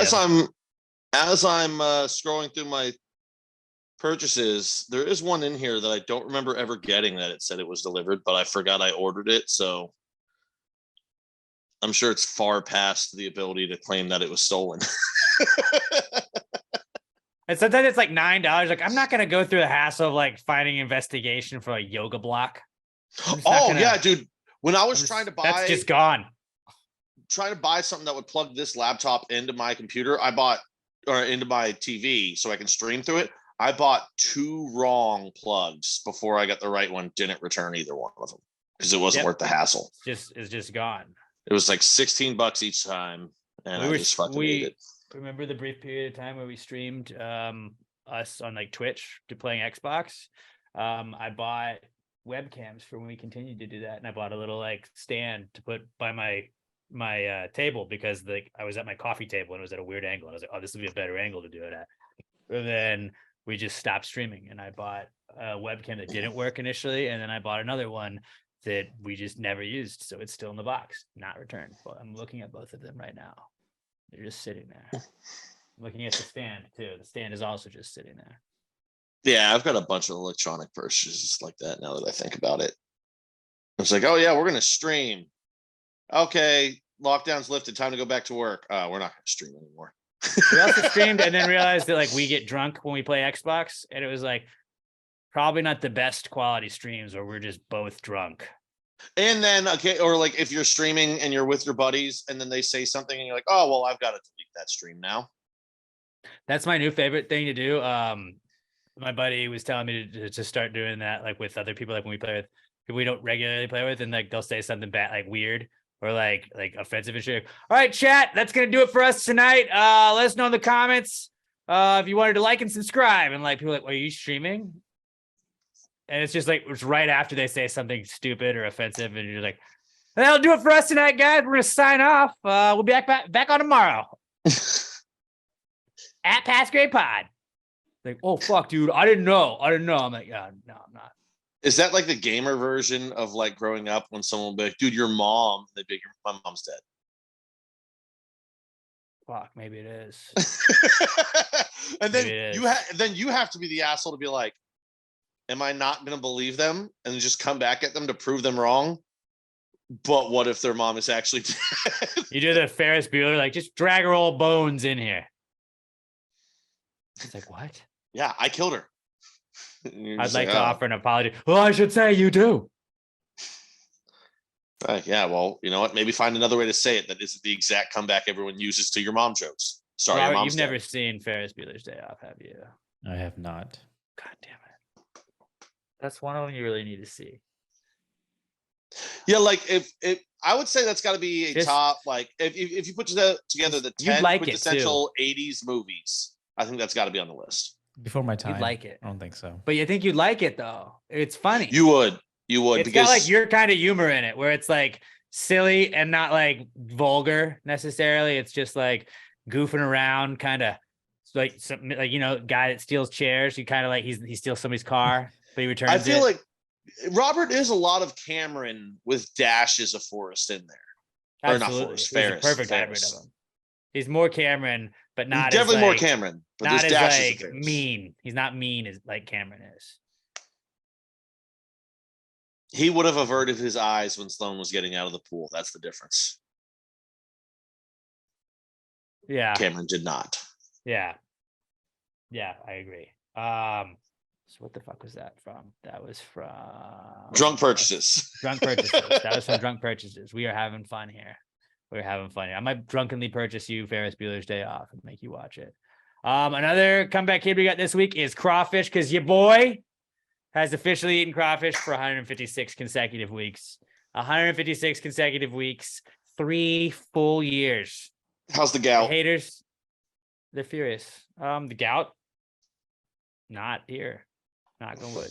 Knock on wood. Impressive. But yeah, and they're also getting better. And I think I have to bring this to an end at some point. Guinness is just being a bunch of punk ass bitches. Like they're getting tagged by other people all the time, and they've not once reached out to me. I feel like I'm being slighted. I'm doing this not for Guinness, I guess, at this point. I'm doing this for just, anybody that ever had a dream. Anybody that had a dream where somebody said, hey, you can't do that. And you said, I can. And now look at me. Eating crawfish for 3 straight years. The haters. 3 straight years, absolutely and you've never furious. eaten them with me. I have too. Oh, that's Southern Star. That's right. Yeah. Yep, I have absolutely eaten them with you. So Still never I want got to say into on it. multiple occasions. Well, now I just mostly order them in, but yeah, I don't know. And then you can't put out the list because then I was like, well, these are the best ones. How have you had this, but you haven't gone all the way to Greens Point Mall to have these crawfish? I'm like, dude, I'm not driving 4.5 hours to get crawfish. These People are still go to Greens Point Mall. I don't know. I'm just trying to throw out like an area that's not right next to me. I would Like, not I go there. where I go in my circle, and then if I'm up in the Woodlands area visiting friends and stuff, like, yeah, I'll swing by a crawfish place, but I'm not gonna be like, I should do is go drive an hour and a half to Crosby real quick and check out a crawfish shack. If God, I'm no. near that area, like I'll do it. Crawfish are expensive and it's a lot, like it's a time consuming thing, but like It is. I am the cow ripkin of crawfish. Until somebody proves that somebody's eaten more crawfish more consecutively than me, then I'm still the cow ripkin of crawfish. So shout out to CRC. me. Crawfish still going on. You are the also, craw daddy. That's craw your daddy. daddy. You're the craw it's daddy. Cow ripkin of crawfish. That's been Well, the thing. you That's you can have trademarked. multiple names. The Babe Ruth had Sultan of 47 crawfish. nicknames. The Sultan of crawfish. Colossus of crawfish. Colossus of craw. Crawlossus. Yep. Nailed Yep, it. that's the one. That's the one. Another comeback kid is curses, because it's been a minute since I've done this. You guys know that I'm very this was a power that I learned I had a couple of years ago. I believe that it happened prior to the Kyler curse, but really it did happen with the Kyler curse. That was where I got notorious for it. Kyler Murray was a dick to me when I was trying to interact with him at an XFL game. So I said, fuck you. You're never going to be Daniel Jones. You're never going to win a Super Bowl, and you're going to suck and be basically destined to a career of mediocrity. And so far that's been about accurate. I bought these skulls that you see behind me if you're watching the video version, my voodoo skulls. And then I had to curse the Dallas Stars when they made the Stanley Cup. I cursed the Astros after people were rude to me and very mean to me about the Yankees. I only did that one time, and then notice I didn't curse them this postseason, even though people were at times mean to me. But because I love you guys, I did not curse them. And now, kind of in a rock and a hard place, and I can't say that I'm doing this to benefit the Giants, so I can't curse both of these teams. But 2 of my least favorite teams in the entire world are in the final 8. Basically, and are in contention to possibly go to the Super Bowl. And the Giants play the Eagles this week, so I gotta let that go. I can't curse the Eagles. I can't just throw that because it looks like I'm being biased. But what I will do is curse the fucking Cowboys. So the Dallas Cowboys are. Can you curse the whole team, or do you only curse a player? Dallas Cowboys are officially cursed. I cursed the Okay. Astros and they didn't win. Remember? Oh, that's right. Yeah, you did. Yeah, they went down 3-0. They fought back, and then I cursed them because I just made it was like a even more painful death on almost. You had hope. You're a piece of shit. I'm now cursing the Dallas Cowboys are not going to win the Super Bowl, and officially Dallas is out of playoff contention. So shout out to me. Dallas Cowboys are cursed, and you're welcome. All right. I mean, sometimes when people are talking shit, they're like, it'd be crazy if somebody cursed them. And I've been like, you know what? We only save curses for stuff when we need curses. Right now, we need to curse the Dallas Cowboys. They can't do this. I might kill myself if the Dallas Cowboys win the Super Bowl. I really, really might do that. Like, I'm not joking. I don't know. I couldn't handle it. I don't know. But like, I will be borderline suicidal if the Dallas Cowboys win the Super Bowl. I just don't know. Dak is their quarterback. They're not going to do it. But now they're cursed, right? They're cursed. They're not going to do it. I mean, it was that simple beforehand. Dak will fuck up. The curse. Just when you're watching the game all weekend, if you're watching the Cowboys, you just like the curse. Just keep saying that like that. The curse. Do this with your hands. Curse. And you can be a part of it. We all are channeling our curse energy. Then absolutely, it's gonna go the way we want it to go. Yeah, I mean, I see Curses this are game bad. ending on like it's gonna be like the 4th and 16. Dak needs to make a throw, and either interception or the ball is just gonna land and it hit the field because Dak misses a guy by like 4 yards. Like he's just gonna completely miss everything and then just land on the field. That's where that game ends. Because he took a sack on like 2nd down and complete on 3rd, and then just their kicker also was missing a bunch of extra points. Definitely that can't come back to bite him. Yeah, I mean, it's a weird time to just completely develop the yips. Curse Brett Maher a little bit too. Just cursing all the Cowboys. All the Cowboys are cursed. He's double cursed, triple cursed. Dude, if he misses his first kick next game, they can't kick again. They cannot kick the rest of the game, and the other team knows it. Right. Like I want them to attempt like a 35-yard field goal that he just like kicks off the left tackle's butt, like the shankiest of shanks. I hope he just whiffs on like an opening kickoff. Just whiffs on it. Oh my god, that would be epic. That'd be great. But yeah, curses. They're back. The Dallas Cowboys are now cursed. So shout out to me for cursing them.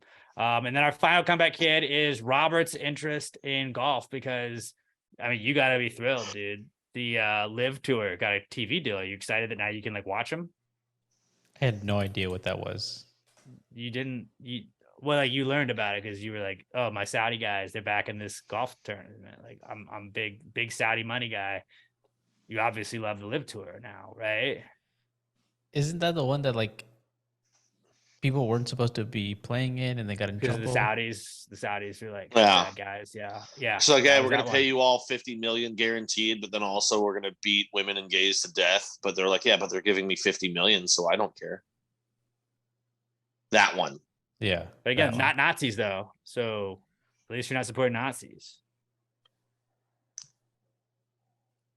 I mean, can you call it a major TV deal? Can you call it a major TV deal if it's on the CW? They had One Tree Hill. That was a big deal. Yeah, and since then, all of their shows that I'm aware of are vampire shows or DC TV shows, which just like aren't good. And I'm pretty sure remember One Tree Hill was before CW. That's when it was like WB. It was the WB, yeah. Oh, it might have been. And by the way, if y'all have never seen One Tree Hill, or if it's been years, fucking go back. That shit was wild. And also Sophia Bush. It was just a soap opera.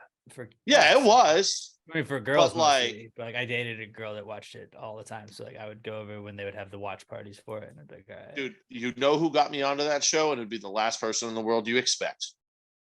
My brother. Really? Yeah, my brother. It's got basketball. It's cool. Dude. And Chaz Michael Murray, whatever his name was, good ass dude. That's good, dude. I can have a beer with that dude. But also, dude, Sophia Bush. Girls with raspy voices are just like my fucking kryptonite. If you have a raspy voice, I will do whatever the fuck you want. I will be your bitch. I always like looking at like shows like that where they have like Emma's like her show she'll watch like in the background while she's like cooking and stuff is Boy Meets World right now. Great show. It's like it's just funny because like they get married and like they get engaged in like high school and then they get married like right after that. And it's like, how many people did you know in college they were married or engaged? Like not that many. And like obviously there's exceptions to that, but like in like every TV show, it's like they had a baby, they were married, they were engaged by like their sophomore year. And it's like, how fucking old are y'all? Like obviously they were way older than they were playing in high school, but like it's just funny how like in like there's like teen dramas and shit like that it's like, no, we're just super serious. So we get married like that. It's like, no, it doesn't. That's not really how most people do it. My favorite on that show was when they do get married and they're in college. Like, all right, well, you only have one place you're allowed to live because you're freshmen. You have to live on campus. We have one dorm for married people. The sinks don't work. It's terrible. And the only other people in this building are married because they have children. And it's a crying baby that's going to keep you up all day. Enjoy college. And I was just like, what the fuck? That was a weird turn this show took. Yeah, right. Fucking great show though. I didn't love it.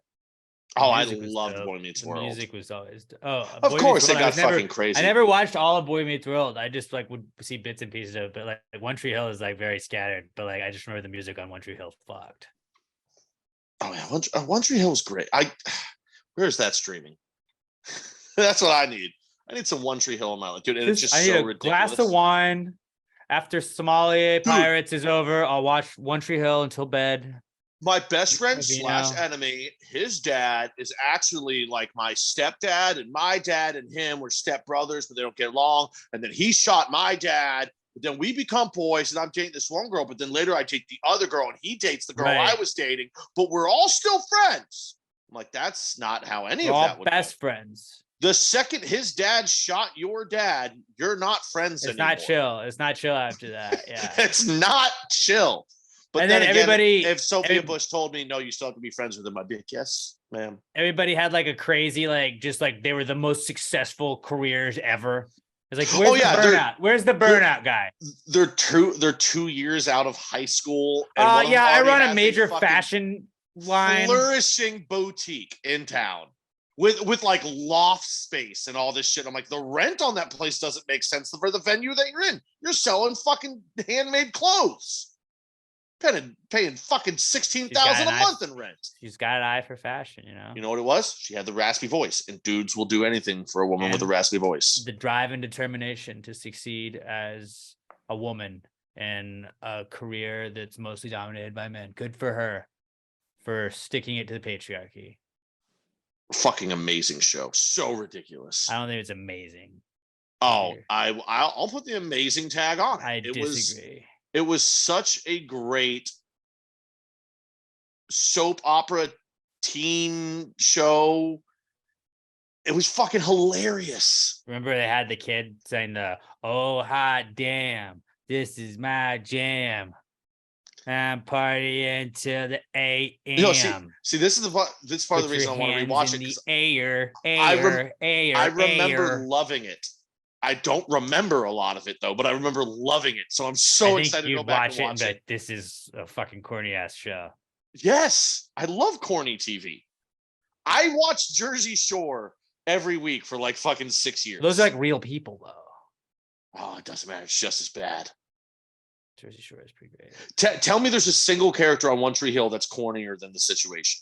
I'll wait. Well, the situation's like a real dude though. But he's way cornier than fictional characters. But that was why we loved him. He got mad and headbutted a concrete wall. Like, come on. Fucking, yeah, dude. Just guys being dudes. And then went to jail for tax evasion. Or tax fraud. I don't remember what it was. I don't know, dude. Mike, just remember, you got to pay him on those Olympic years, bro. It's not that difficult. Once every 4 years, you can't even do it then. Come on. He was doing crunches. But the Live Tour's back. The Saudi back tour. Robert, like, who you think's gonna take it all this year, bro? Probably, I guess the guy who gets the low score, right? Phil Mickelson, probably. Yeah. Big Phil Mickelson guy. I forget. Is Dustin Johnson? Is he a live guy? I don't fucking know, man. It's golf. I watch golf 4 times a year. That's like 2.5 more times than I do. I watch golf during majors because I pick people that I bet on because other people tell me to bet on them. And then when there was a pandemic and that was like one of the few sports that was still playing, I watched that then. Do you actually watch golf during the majors, or do you watch golf on Sundays during the majors? No, I'll watch it during the majors. Like, obviously it depends on how well my bet's doing. Like I had who was the number 1 guy in the world last year going into the Masters for the US Open. Gilmore? No, I don't fucking. I think he went to UT. Dick Trickle. But that's a NASCAR driver. But he like was the favorite world number 1, and he was like he was not the odds-on favorite to like win. And I was like, well, Justin Thomas. No, and then that was a real one, Robert. That was a real. He won the whole thing. I might have been Dustin Johnson. Was he not a UT guy? There's been a lot of UT guys in the league. Scotty Scheffler. Oh yeah. The SS. but he was like he was the world number 1 at the time, and he was like the 5th or 6th favorite to win. And I was like, so like a hundo on that guy. And then he won the whole thing, and I made a fucking pretty solid little payout, which was pretty awesome. It like bankrolled me for football season. But like when he was at the lead after like the first day, I was like, fuck yeah. But sometimes there's like days where you're like, oh shit, this guy's nowhere near the leaderboard. Like I'm not gonna care as much. I mean, that is how golf be from time to time. And then during like the Masters, like I went to a crawfish boil last year, and I had money on one of the things, and it was just like it's just like a guy thing where like golf's on in the background, and everybody's like you kind of go inside to go take a piss or get a beer, and somebody's like, who's leading right now? Oh, we got Scheffler's up. He's up by 2 strokes. Oh, tight. Yeah, I'm really hoping that Brooks wins it. Yeah, me too, man. All right, see you outside. So it's just like the like check in with just random dudes at a party. Like, yeah, that's how you do it, dude. I don't know, man. I just think that fucking Ohio State, like, they're playing a little different against Georgia today. Like, I was at the New Year's Eve parties. Just the casual convo about sports you have with just randos. Like, that's just guy stuff. Yeah, I mean, the guy's ability, it's actually quite impressive to know nothing about a sport, but to be able to not only carry a conversation, but have an opinion on that sport. Talking points, yeah. Just to be able to communicate with another guy for 2 minutes and then break away. It's a fucking skill. That's why I always say, like girls should throw, like, if you're trying to, like, I mean, you're obviously like, if this is not your personality, then it's like you're faking it a little bit, but fake it till you make it. Like, if you're trying to like look cool with some of the dudes, like, just like while you're like putting your makeup on, throw a Sports Center on in the morning. And then, like, if you hear the guys talking about it game, but oh, dude, yeah, fucking Dak, man, he looked really good on Monday. And like, fucking Kelly knows her shit, man.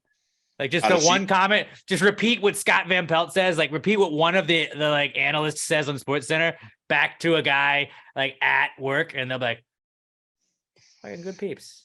Well, one of 2 things is going to happen, and especially if you have a raspy voice. We're going to be like, oh my God, we're in love with you. Or 2, you're going to get the guy that's like, that's so fucking stupid. No. You do not want that happening in the next game. And then you're like, oh, no, I'm trapped. Then you just avoid that guy next time. Yeah. Like, I was just trying to fucking just kind of stay on your way out. Yeah. But scores points. It always does score points to me. So Live Tour's back, and Robert is thrilled. Let's move on now to Manuary's Man of the Week.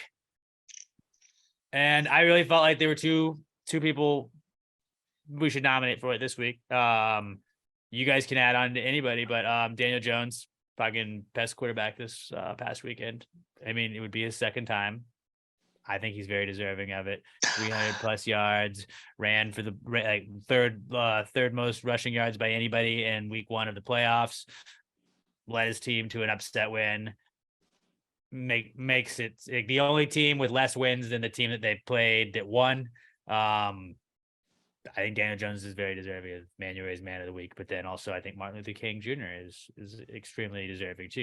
He got a whole day. He fought for civil rights.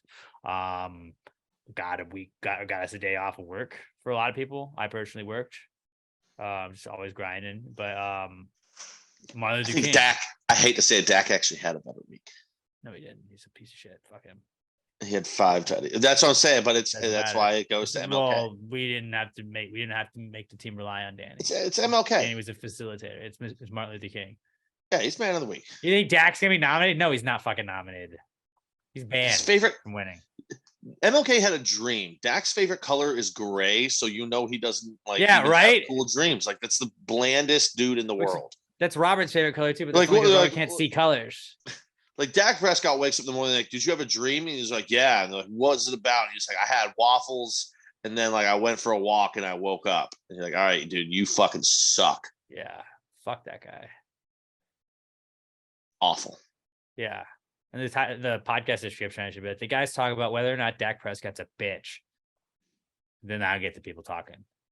And the answer is yes. Yeah, fuck him. He's cursed too, so. Not cursed by his own God-given talent to play. So MLK is our Man of the Week. Yeah. Daniel Jones, Peyton Hillis, Martin Luther King Jr. He's the first non-football playing Man of the Week this year. So congratulations to him, and happy Manuary. To all the fellas out there. Shout out to Adam the Cop, who always consistently is posting man of the day for Manuary. We retweet it every single day. I believe it's your day today, Pat. You're the man of the day. So Oh, really? I happy- didn't happy see that Manuary, today. Pat. I woke up late. I didn't check. It's either Thank today you. or yesterday's. But yeah, Manuary's man of the week, Martin Luther King. Now we'll move on to. Oh wait, there was a late one that I wanted to add on there too. He's not going to win man of the week, but I figured we should at least throw him in there. Honorary mention, Antonio Brown, just for having the audacity to put a video on Snapchat of him getting his own dick sucked. This guy's been dudes, man. Just This is guys. You wouldn't get it, ladies. Sorry. He's locker a room piece talk. of shit. He's a piece of shit. He's a bad guy. That's funny. But were they two consenting adults? Just do it. Like, isn't that what Snapchat's for?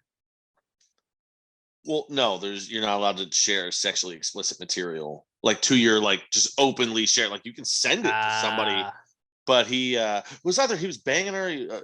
He posted at least a picture. It's his baby mama, not like some random chick. She knows what she's getting into. Yeah, but yeah, getting blowies on the Snapchat timeline. Yeah, he didn't win, unfortunately. Martin Luther King gets the honors this week, though. Yeah, more important. All right, let's move on to the What Would Jesus Do segment. We're gonna do it one more week. You guys keep begging for it. One more week. Unless you guys want to keep sending in stuff. Hashtag PTGWWJD is how you would do it. We encourage you to send us your submissions. Jesus finds himself. What would Jesus do if he found himself in a certain situation if he came back in today's times? Like, they always gave us the bracelets. They never gave us the answers to what Jesus would do. We just had to ask the questions without answers. We're giving you the answers to the What Would Jesus Do questions now. Hashtag PTGWWJD to @PassGreatPod. For one last time, it's the What Would Jesus Do segment. Jesus, what would Jesus do? Jesus, what would Jesus do? Put him in a situation in a modern time. If you wrote this jingle, do you think he'd make it rhyme? So think about this crazy world in which we live today, and how would Jesus handle it in any given way? All right, this week's What Would Jesus Do comes to us from our good buddy Quentin Hughes @Q the Ace on Twitter. And Quentin says, what would Jesus do if he had to choose a Super Bowl halftime show? Would he go current? Would he bring someone back? Now, I feel like there's a lot of routes you could go. And I did some prep work and tried to think. I was racking my brain. And then it just hit me. And there's a very obvious, very simple, very easy answer that I think everybody should just immediately agree with me on. It's Creed. It's fucking Creed. I like the answer, but I can't agree. I think I've got a better Creed. answer. Like they're like basically a Christian band. JC loves Creed. Scott Stapp out there, fuck yeah. It's a great answer. Our whole generation, the millennials, are gonna just lose their shit for it. Like, fuck yeah, bring Creed back. I think Super Bowl halftime show. If the big J, the J man, J Money, is in charge of the halftime show, I think he's bringing some dudes back from the death with him. Who's he bringing back as lead singer? Freddie Mercury. No, I don't think it's bringing people back from the dead. Hold on. He's asking old band. Like, do you bring back somebody that's already performed? Would he go current? Bring back somebody? I'm going. Jesus is doing the ultimate bring back. He's bringing back people from the dead. We got Freddie Mercury on lead vocals. We've got Jimi Hendrix. Jimi Hendrix on fucking guitar. You got Neil Peart on the drums. And because I don't know any famous bassists that are deaf, we're going to slide Mark Hoppus from Blink 182 in there at bass. Because I don't know anybody else who plays bass. But that fucking show, that band, would be amazing. And then also make a super group. I don't think that's it. And also Snoop Dogg. Just because why the fuck not? Snoop Dogg. He did last year. Or you don't know, maybe not Mark Hoppus at bass. We'll throw Paul McCartney. We'll do Paul McCartney at bass. Legend. And he probably knew all those other guys. I don't think it's just put it together as super group. I think it's bring you a former act back. It's Creed. It's Creed. I mean, if you want to go former act back, then fine. Michael Jackson, greatest halftime show of all time. Again, dead though, not dead people. He's not raising somebody from the dead. Jesus can't do that. Jesus Only can't do that? only JC rises from the dead. No, I'm sticking with my super group. Okay, so not a great answer then. Robert, what would you think? Honestly, I thought you were gonna go like Little Nas X. Well, Fake fan. the Christians Hashtag fake fan. rift. What does that have to do with football? Well, I'm just saying, like, you know, he did lap dance on the devil. So it's kind of like, I think he would have been forgiven if JC wanted to do that, but I think JC's like Creed, wholesome, wonderful Christian. Let's go with Yeah, them. I don't think it's the Super Bowl halftime show presented by Jesus. It's But if he was just- in charge of it, like Jay-Z, I think is helping, like he's behind the scenes, like I'm picking these people. Which, like, is it Rihanna? Right? Like it was Rihanna because like she was like every fucking second commercial this entire weekend. And I was like, I am already sick of the halftime show. I'm already sick of it. Her in a fucking big peacock jacket, like, walking out. And I was like, why are we promoting the halftime show? Like the people that are watching the Super Bowl watching for the halftime show are not watching any of the games right now. Like they're not watching it. I asked on one of the station accounts, like, will the Super Bowl be a flop? And there were some surprising amount of people that said yes because of the halftime show. I loved that you made that question because it's like still not even like we don't know who's in the Super Bowl or any of that. And it's like, is it going to be a flop? And it's just like, yeah, it will be a flop. I'll give you an That's a alternate great then. question. I'll give you an alternate then if you want to accept my super group. Like a real band that is together and no one is dead. Dun, dun, dun, dun, dun. All right, dude. How pumped would you get? All of a sudden, halftime show starts. AC/DC, just fucking. Oh, that'd be the best. Lead singer's fucking deaf; he can't hear anymore. That's why they stopped touring years ago. AC fucking DC, their last show ever. JC gives him his hearing back for it. Fucking god damn it, what's his name? I just went blank. Fucking dancing across the stage. Angus Young. Oh god, I almost forgot that one. I would have never forgiven myself. AC/DC as the halftime. Remember when they were doing classic rock acts there for a little while, and there was just a run of amazing halftime performances. Bruce Springsteen, Tom Petty. Tom Petty. But like Giants won that one. Can Tom Petty play bass? I don't know. Whatever. But AC/DC, like if you're making me pick people that are still alive, AC fucking DC, man. I think one of them just died actually. I need some theatrics. So maybe like a Panic at the Disco or like a Fall Out Boy, someone that like puts on like good live show.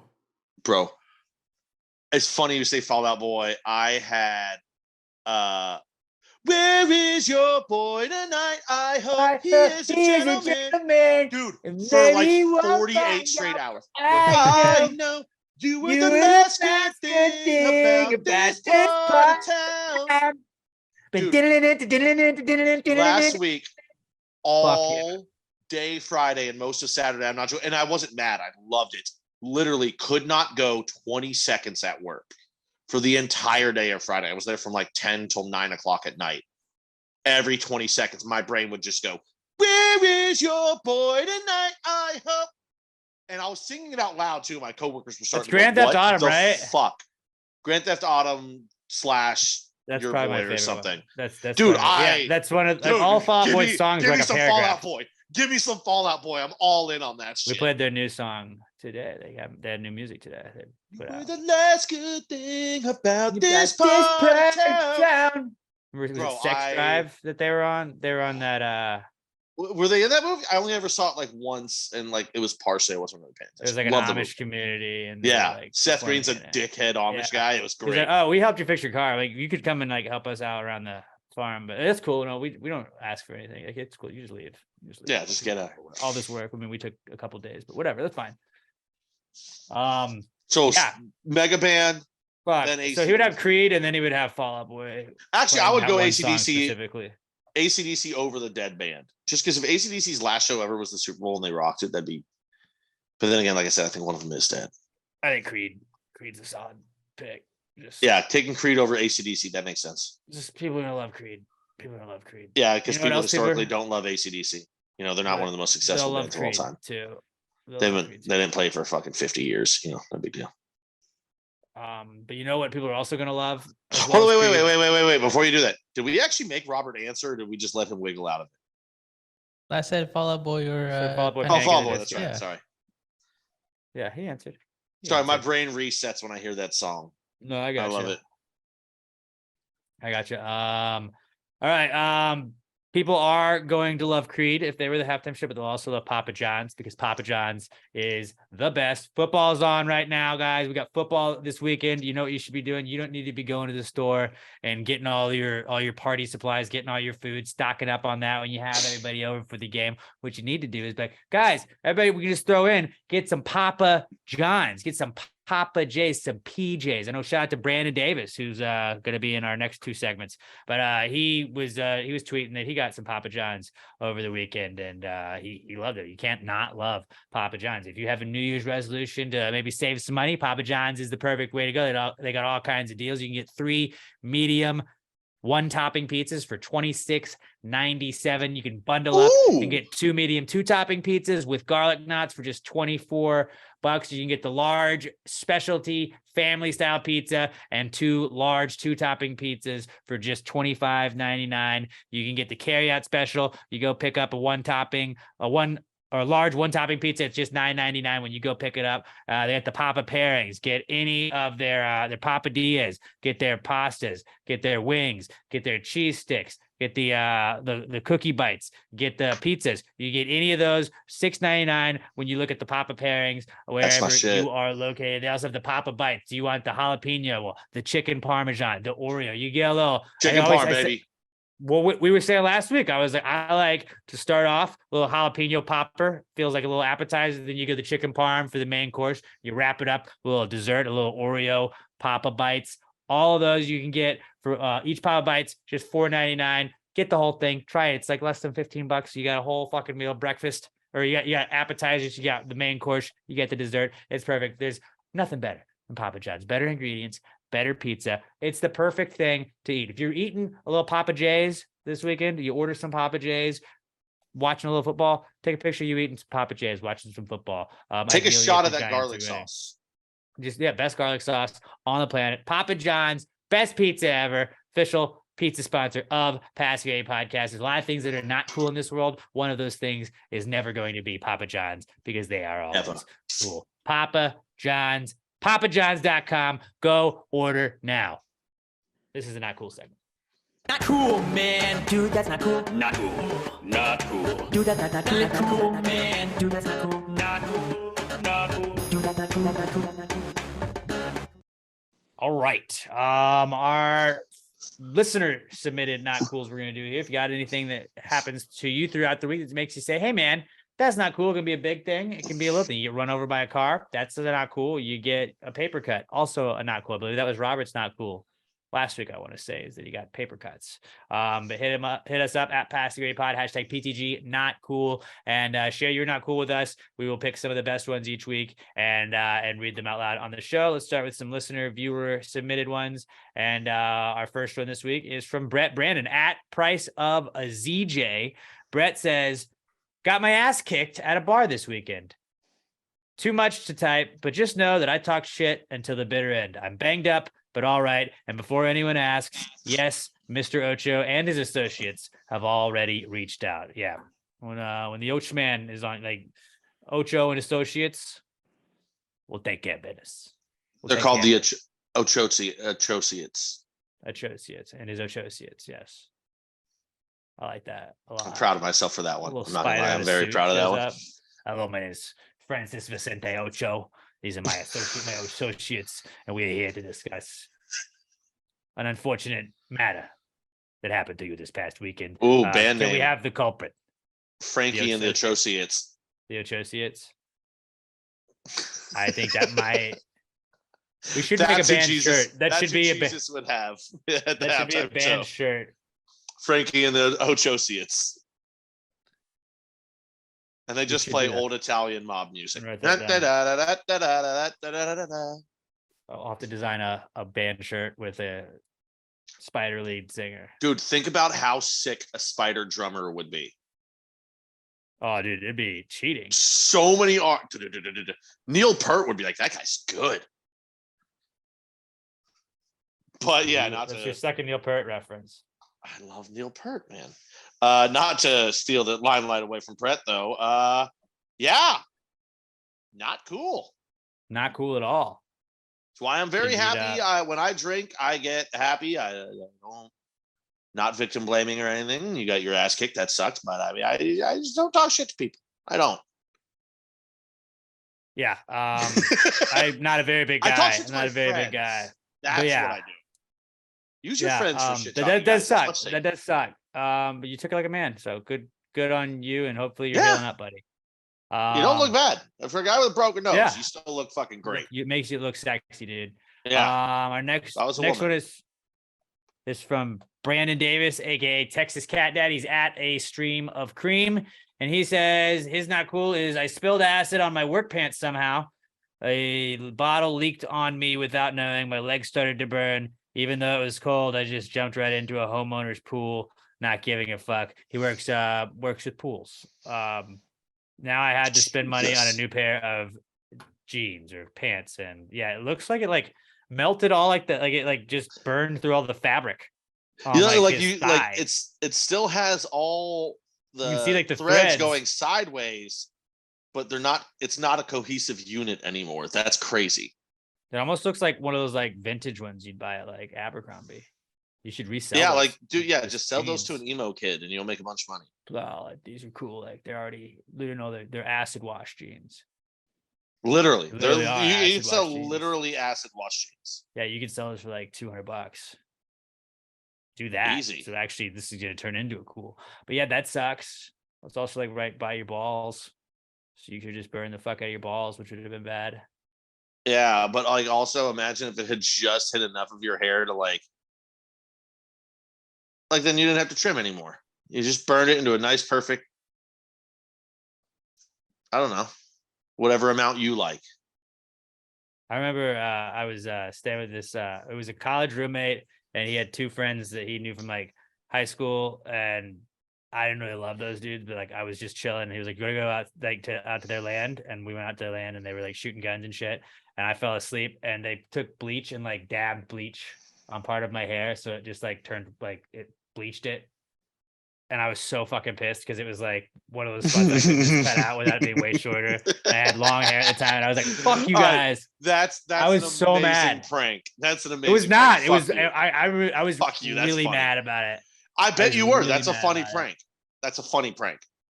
It was an asshole move. But, That's just guys being dudes. Don't pass that out around the boys. I think Brandon, you gotta sell those jeans, and then you make back any money that you had to spend on the other jeans, because those are probably $200 jeans with the holes on them like that. Yeah. Also, Gravy Gang has almost burnt their dick off and like burned their dick off with, or like just like acid burned their dick off in like the last 2 weeks. So maybe watch out for your dicks, guys. Yeah, I was gonna say next time try just like don't pour acid next to your meat and potatoes. Yeah, that's probably what I would just try to. I mean, that's what I do every day. I know the bottle was leaking, but just watch out for the leaking bottles. I just don't chemical burn my ball sack. That's my thinking. But to each his own. Just hey, yeah, whatever floats your boat, dude. All right, our next one is from Ashley Wilkins at Buster Healer Mixed, and she says her not cool is took my dog for a walk and slipped on dog shit that was on the sidewalk. I almost fell, but got shit all over my shoes. Had to leave the shoes outside, and it rained that night, so now they are ruined. It's just a series of unfortunate events right there. That all sucks. Very bad, and I'm sorry, but like I'm very glad that Wheezy doesn't shit on concrete. I've seen like people in my apartment complexes, dogs that just like they get out on the concrete and they just shit, and then they like pick up the shit and just walk back in. I'm like, you didn't take your dog. Like, okay, like dogs shouldn't shit on concrete. Just like, no, we don't do that. They keep taking them to the grass. But then the people that like leave it, like you can't leave. You can't leave it. And like I'm also pretty lenient about like picking up. Like if there's a path that people walk, you got to pick up after your dog on that path. If there's like those like that like high grass and like it's like bushes and shit, yeah, like I don't give a fuck if your dog is shitting there. Like nobody's walking there. If there's no foot traffic, I don't fucking care. But like if your dog shits on a sidewalk, yeah, you got to clean it up after that. And it's fucking disgusting. And I've seen it where like that'll happen and somebody stepped in it and you can see that like it's all smeared on the sidewalk. And so then you got to kind of go around that. That fucking sucks. I've famously on this podcast, I had neighbors at my old really, really shitty apartment that like would just let their dog out in the hallway that was open and it would just shit and then they would leave. And I was like, I swear to God, if I step in dog shit, like I'm gonna rub it all over your door. Like this is gonna be a fucking problem. But yeah, that sucks that somebody's dog, like they just like didn't pick it up off of the side. But I mean, when you step in dog shit, yeah, you get home, you leave the shoes outside. You got to clean the shoes right away. But sometimes Otherwise shit's gonna cake onto it. You just get a hose and you spray them down on the heel. You get like a fucking stick, a twig, and you clean the poop off of it. Yeah, you get a little towel, you wipe it down. Have you ever done that where you like set shit down? You're like, I'm gonna go fucking do this, and then you forget to go back to it? Me? No, that probably happened. I'm very famously not forgettable about anything. Yeah. But yeah, that sucks. Newspaper in your shoes. Newspaper in your shoes. Do that. That'll dry them out after a day or two. So solid, not cool. Yeah, Ashley, that sucks. I'm sorry. Our next one is Raimundo Benavides, our reigning man of the year from the Gravies Awards. He is at KMundoB on Twitter, and he says, "It's not cool. Someone hit my car and drove off while I was at the store." Guess he was in the store and they hit his car, and that fucking sucks. You just know the karma's gonna get him. The old karma's gonna get him. Karma, chameleon. Yeah. They scraped your car, someone's gonna fucking rear end the shit out of them. Exactly. To no injury. It's just gonna be a rear end. Right. Well, fuck. But that's what they get. Yeah, dude. And that person that hit them is not gonna have insurance, so they're gonna get fucked. That's what they get. All right. So if you have a not cool, hashtag PTG not cool at Pass the Gravy Pod, and tweet it to us, and we will pick some of the best ones for each week. If we didn't get to yours, we may get to it next week, but keep sending us those not cools, guys.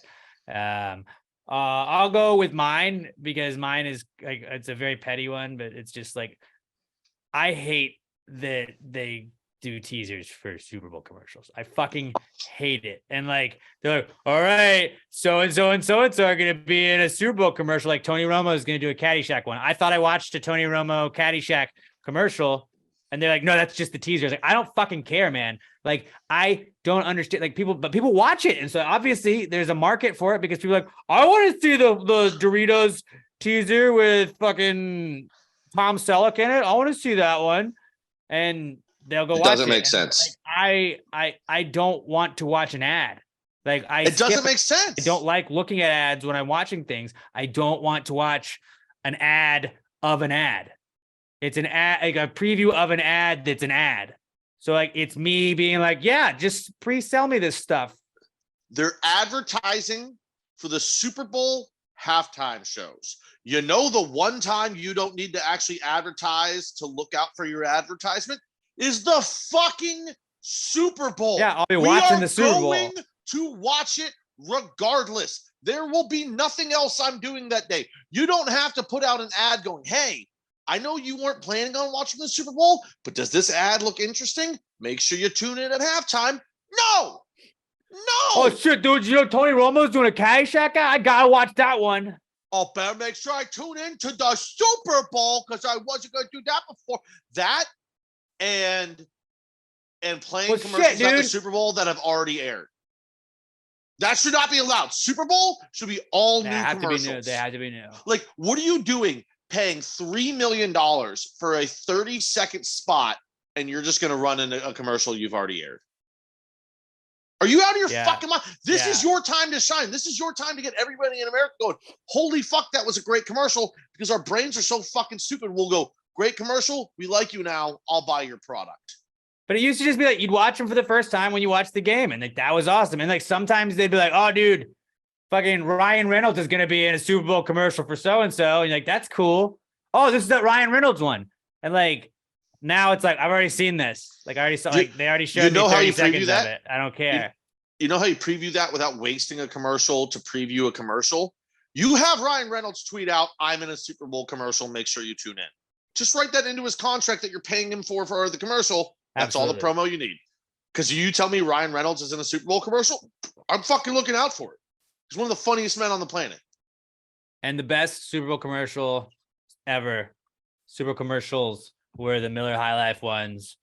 Still love Southern Star, obviously, but Miller High Life was like, we looked up the price of what it costs for one Super Bowl commercial, or one 30-second Super Bowl commercial, and then we looked up the price for what it costs for like I think it was 10 1-second Super Bowl commercials. And they did that. And it was just I think he passed away, but it was the like, he used to be like the Miller High Life guy, the black guy that do like High Life. And like, that was what they would just, they would have him over, like, there'd be just a bunch of like boxes of High Life. And he'd be like, High Life. And then it'd just go to the next commercial. And it was just like, they did that like 10 times throughout the game. And it was fucking great. It's brilliant. It was great. And Absolutely. I was like, that's a 1-second commercial. But I remember High Life. Like, I don't understand people like with advertisements. Sometimes I feel like people are like, we really want to reach out and like tell them about this and do this. It's like, no, just shout your product's name very loud and do something weird. Do Papa John's, and people will remember shit like that. Like, just do simple shit, and people are like, oh, that's that thing that guy's saying. Have a fucking jingle, even if it's annoying. I've said for years I should be in marketing. I just had a brilliant Super Bowl commercial idea. Just give me a random product. Manwich. All right, Manwich. Here's the commercial. Hi, I'm Johnny Knoxville, and me and Steve-O are here for Manwich. And he turns and kicks Steve-O in the balls. That's the commercial. Great Super Bowl commercial. Manwich. Get it. And that's, or maybe right. he kicks him in the balls, and when he's on the ground, Johnny throws a Manwich at his head. That's the whole fucking commercial. But now all the commercials are just we like, would love you can that watch commercial as a country so goddamn much. You can either watch the full commercial or you can watch like a teaser of a commercial, which I'm not watching a teaser of a commercial. But yeah, just I'm sick of like Super Bowl like teasing commercials. Like, no, fucking, it's the worst. It's a football game. It's a football game. It's the absolute worst. Just show me the commercial when it's on. Yeah, and it actually makes me hate your product. If during the Super Bowl your ad airs and I've seen it before, I'm like, no, this is the Super Bowl. This is your Super Bowl too. You don't run a fucking play that you've been running for 6 weeks. Everyone's seen it. They know it's coming. We saw the film, yeah. Now I actively hate you and will never buy your products because you've been airing that commercial for 6 weeks. And this is everything about the Super Bowl is supposed to be new. Remember all those like crypto and ones? Amazing. Even the ones that are bad. It's at least it's new and I haven't seen it. They had all the crypto ones the last couple of years that are like just bankrupt now. Wah, wah. Yeah, but everyone's happy to see crypto go bankrupt because I'm even not the people, a crypto guy, but I'm so happy like crypto now that I never suck. was. Crypto dudes well, suck. I mean, I don't know if it'll bounce back or whatever, but like I saw they were like, this one's going out, this one's failing. And I was just like, I'm so happy that I just was like, I'm just gonna spend stupid money on gambling on sports and watching college basketball and doing that instead of like crypto, bro. I don't understand investing. I'm definitely not going to invest in something that doesn't actually exist. I just don't understand it. Like, I'm sure that it does exist. I just don't understand. There's gold and silver and platinum to back up the dollars that are in my pocket. Crypto, just like, well, if you believe in it hard enough, it's real. Yeah, until everyone sells and then it's not real and then everyone's going to jail. The ingredients in the back of like what's on a shampoo bottle, and you were in detail explaining that to me, like that's what I look at crypto as, where I'm like, yeah. Except if it was also douchey, because everyone who loves that, okay, that analogy works if everyone that loves shampoo and tells you about it is an absolute douchebag. But it's never your rich friends that tell you to invest in crypto. I mean, they can throw money into crypto, but it's never like, dude. Yeah, it'll be buddies now, bro. It's like, bro, they make enough money. I had to Venmo you $20 yesterday. Yeah. They make enough money to where they have disposable income to where they can waste $10,000 or $5,000, whatever the fuck it is a year on this. I put all my savings in it, dude. But then next year, there's another thing that they're like, no, it's NFTs. No, it's not. It's crypto. What's next? Dude, we're back into Pokemon cards. We're investing all of our money in Pokemon cards. They're real. Crypto wasn't real. These are physical, real things. These are real, dude. That you can trade. Be like, dude, I bet you next year you're into Beanie Babies. Yeah, probably. Like, holy shit, you gullible assholes. Probably. So many people have given away so much fucking money because crypto was the ultimate gambling. It was but like that's we have a better return rate than these get rich because that's what crypto is. It's a get rich quick scheme. People think you can buy this, it's gonna explode, and you'll make a fuck ton of money. You'll make $40 million. No, what's actually gonna happen is you're just gonna lose $5,000. They're gonna get 30,000 people that lose $5,000, and they're gonna get super rich on it, and then fuck off to Switzerland for the rest of their life. Boom. And that's us that doesn't really know about crypto talking about crypto. Yeah, crypto bros, like, dude, you don't fucking understand. I'm like, spot the lie. What did I just say that was wrong? What did I say that hasn't already happened Probably a lot in crypto? but- Everything I just said has happened in crypto. Look, I'm Maybe dumb, not Switzerland, but we always say we're dumb, but we're smart enough to know that we're dumb. And I'm smart enough to know that I'm too dumb to figure out crypto. And I'm also smart enough to know that like my friend that's kind of dumb that's trying to explain crypto to me is probably not smart enough to realize that he's dumb and shouldn't be doing what he's doing. oh, dude, 90% people of my that are friends dumb I but would never don't- take investment advice from. But there's people that are dumb but think that they're smart, and then there's people that are dumb but are smart enough to be aware that they're dumb. And I think we're in that category. We're like, I'm not gonna do that. Like, dude, you're trying to give me investment advice. I've seen you on acid in a pool, moving your hands around, going, I can manipulate the water. I'm like, nah, dude, that's just how moving your hands through a pool works. Not going to take your money advice. I've seen you shit on a plate and leave it at the bus stop because you thought it was funny. You think I want your money advice? By the way, all these friends that I'm talking about have way more money than me, but that's not the point. Robert, what's your not cool? Recently got a new bed that has like a middle support bar on either end. Okay. And I keep bumping my feet into it. Like, Keep Wait, at the stubbing end, my of, like toe. the foot of the bed, or on In this, the like middle. left and right side. The left or right side and the middle on each side. Just So like just so like if sand this was my down the bed, you Is know, it a there's metal leg bar? here. Yes, leg here. There's leg Oh. here and leg on the opposite side in the middle as well. It's not just legs on the four corners. No, that has legs That's in the weird. middle too. And I keep forgetting that it's there. That is that. put pillows. Just put pillows on the ground next to it. That's I what you feel do. like You I'll- just leave a pillow wrapped around that foot. Yeah, maybe like some bubble wrap. Yeah. Ooh, bubble wrap would be Like a dope. I don't. goalpost. Here's the thing, Like a though. I goalpost. don't think Sam would be okay with you just having bubble wrapped furniture.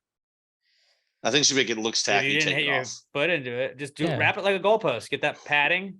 Maybe instead of You get shoes, you sponsors? just start bubble wrapping your feet. We'll sponsor one of the legs.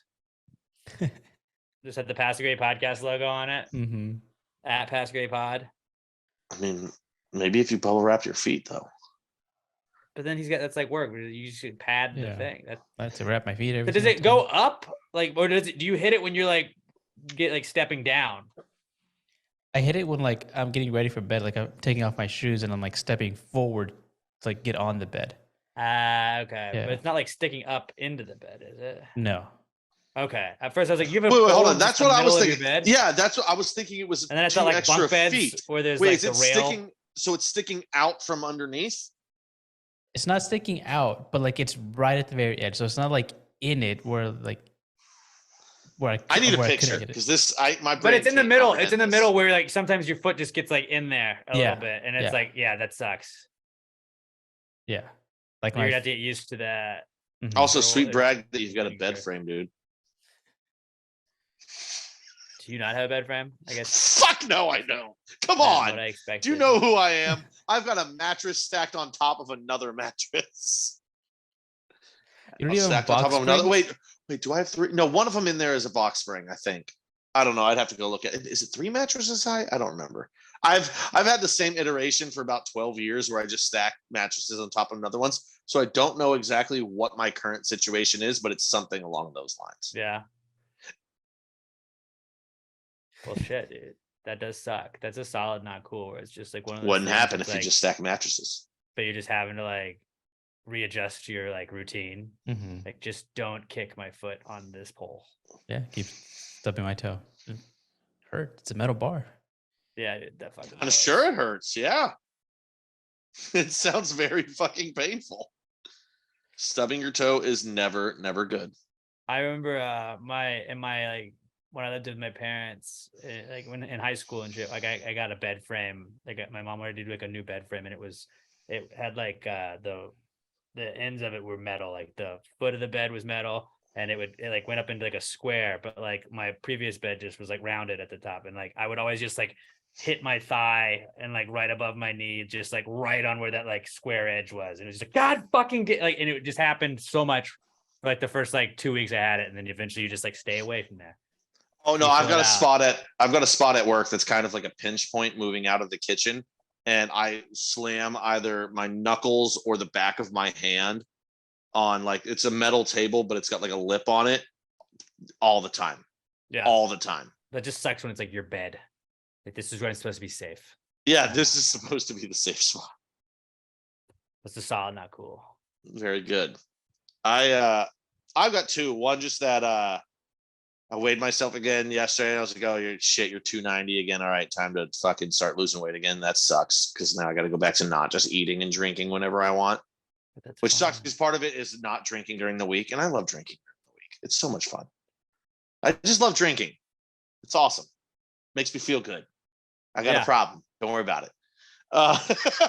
But that one, and then the other one is I finally bought the this mount to like mount a TV on my wall a month ago, 2 months ago. I don't remember what it was. Finally did it today. And as I was doing it, I realized how absurdly messy my room is. Cause like I had to take multiple armfuls of, like, I grab my arms multiple times to get the shit off of my dresser that were like the TV's going to be above it. Cause I haven't put clothes away in like 4 months and everything just stacks up on top. I had to do that multiple times and there's still shit on top. I just did that to get enough room to put down all the screws and shit. Still. And by the way, all that shit is now just on my bed. So I'm gonna have to deal with that tonight when I go to sleep. I have a pile of hair? Seriously. Still, no pile of hair right now. No Which, by the way, cut my hair yesterday, swept up the hair right away. Nice. Swept up the hair right away. Progress. Also that one, I cut my hair and trim my beard. Nobody at work noticed except for one person. It was so rude.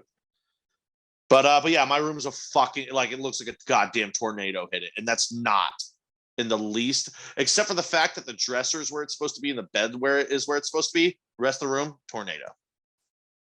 And I was like, holy fucking shit. Fucking figure it out, man. Lock it up. That's what I told myself. I was like, lock it up. So I'm gonna start locking it up.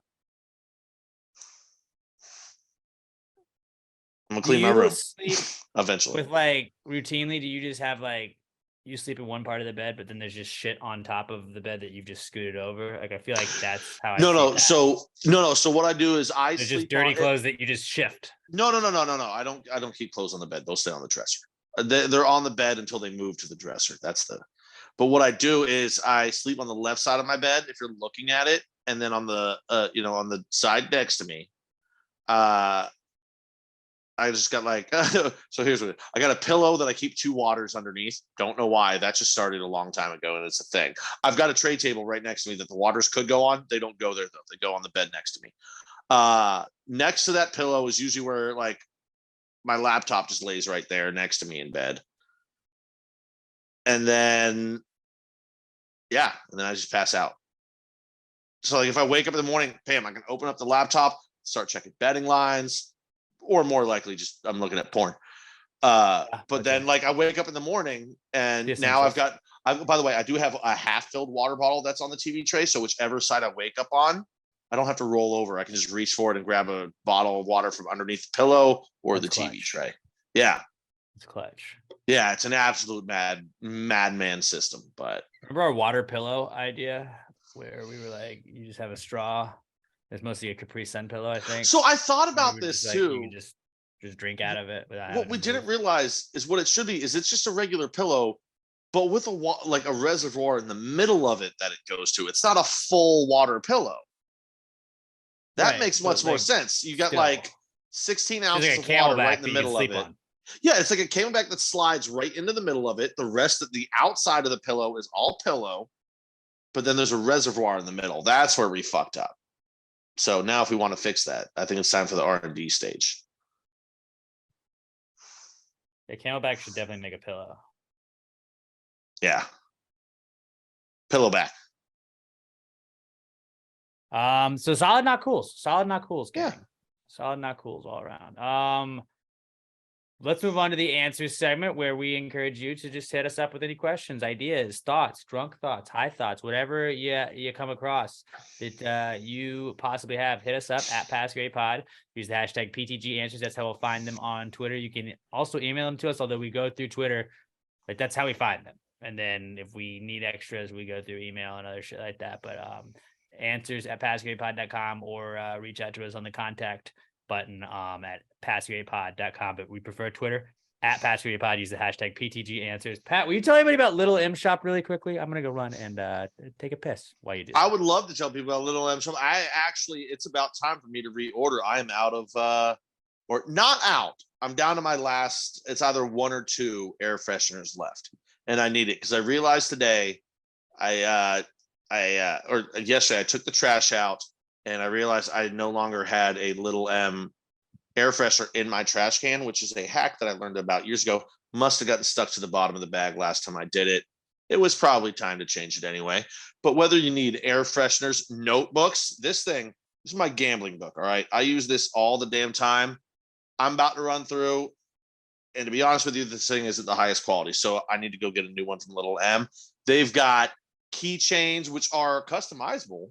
I believe Alex has the Gravy King one. Is that the one? Yeah. Gravy King. I want mine to say some outlandish shit. Like I want a keychain that says Pope Daddy. So people are like, what the fuck does that? It doesn't matter. I'm the Pope Daddy. And I believe they've got a few shirts in there too. What you need it? Little M probably is going to scratch that itch. That's the thing. First of all, start off with the air fresheners, guys. We all know. Maybe I'm just projecting myself on the other. We're guys. We fucking stink. Yeah. We're smelly people. Use the air fresheners, guys, especially in your car, because everybody, no matter how clean you are, you definitely become nose blind to your own car. Keep it fresh. You don't want someone getting into your car and they're just like, dude, I don't know what that is, but it's unpleasant. No, it's not unpleasant. True. Every Very single true. air freshener. And you're going to get 10% off your order when you use promo code PTG69 at littleemshop.com. Let them know you're supporting the people supporting the podcast. Hit them up on Twitter. They're at Little EM Tweets and at Little EM Shop on Instagram. And a little bit of this, a little bit of that, a little bit of something for everybody at littleemshop.com. Little M Shop, the official sponsor of the Answers segment. Well, if you just answered the question, why don't you just answer the question? Be honest, no big deal. Yeah, answer the question. Don't change the subject, just answer the fucking question.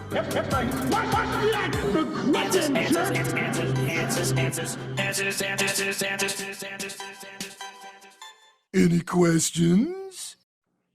All right, our first Answers question this week comes from Jordan Welch, the reigning Rookie of the Year at the Gravies Awards, at J_Welch2795. And Jordan says, why do we get brain freezes when we eat cold food, but not brain burns when we eat hot food? It's the roof of your mouth. You just burn that. Yeah, you don't need to burn the tongue, brain you too. Just can't taste anything. Can you imagine how terrible a brain burn would be? Brain freezes suck. Did you know that the hack? I've always heard. I always heard if you put your thumb at the roof of your mouth, it's supposed to help. I don't know if that's true or if somebody just told me that one time and I do it now and I'm like, what's fixing it? But I feel like I've done it and it kind of helped, but also I don't know if it was just that like my brain was focusing on something else. Yeah, I think that's a lot of what those are. But also like your body does other stuff. Like you don't get a brain freeze, but you get like the hiccups when you eat. Like I had hot chicken the other day. And it was like No, that's when you eat too much too fast. That's when you get the hiccups, not from eating hot food. When you eat spicy stuff, because I've done that before. When like we used to. He really means temperature hot though. Yeah, I guess it's true. That's what he's hot talking about sauce too. So yeah, we have other reactions. I've never gotten that. Getting the hiccups from spicy food. I have definitely had hiccups from spicy food. Yeah, same here. I mean, hot food though, like yeah, your body doesn't know how to.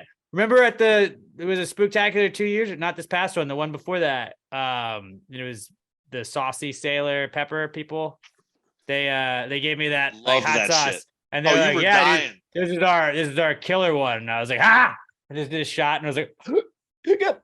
Yeah, I was like hiccup in the fucking whole like end of the show. Like, we gotta get out, guys. I can't. And I was like sweating, and I had the hiccups.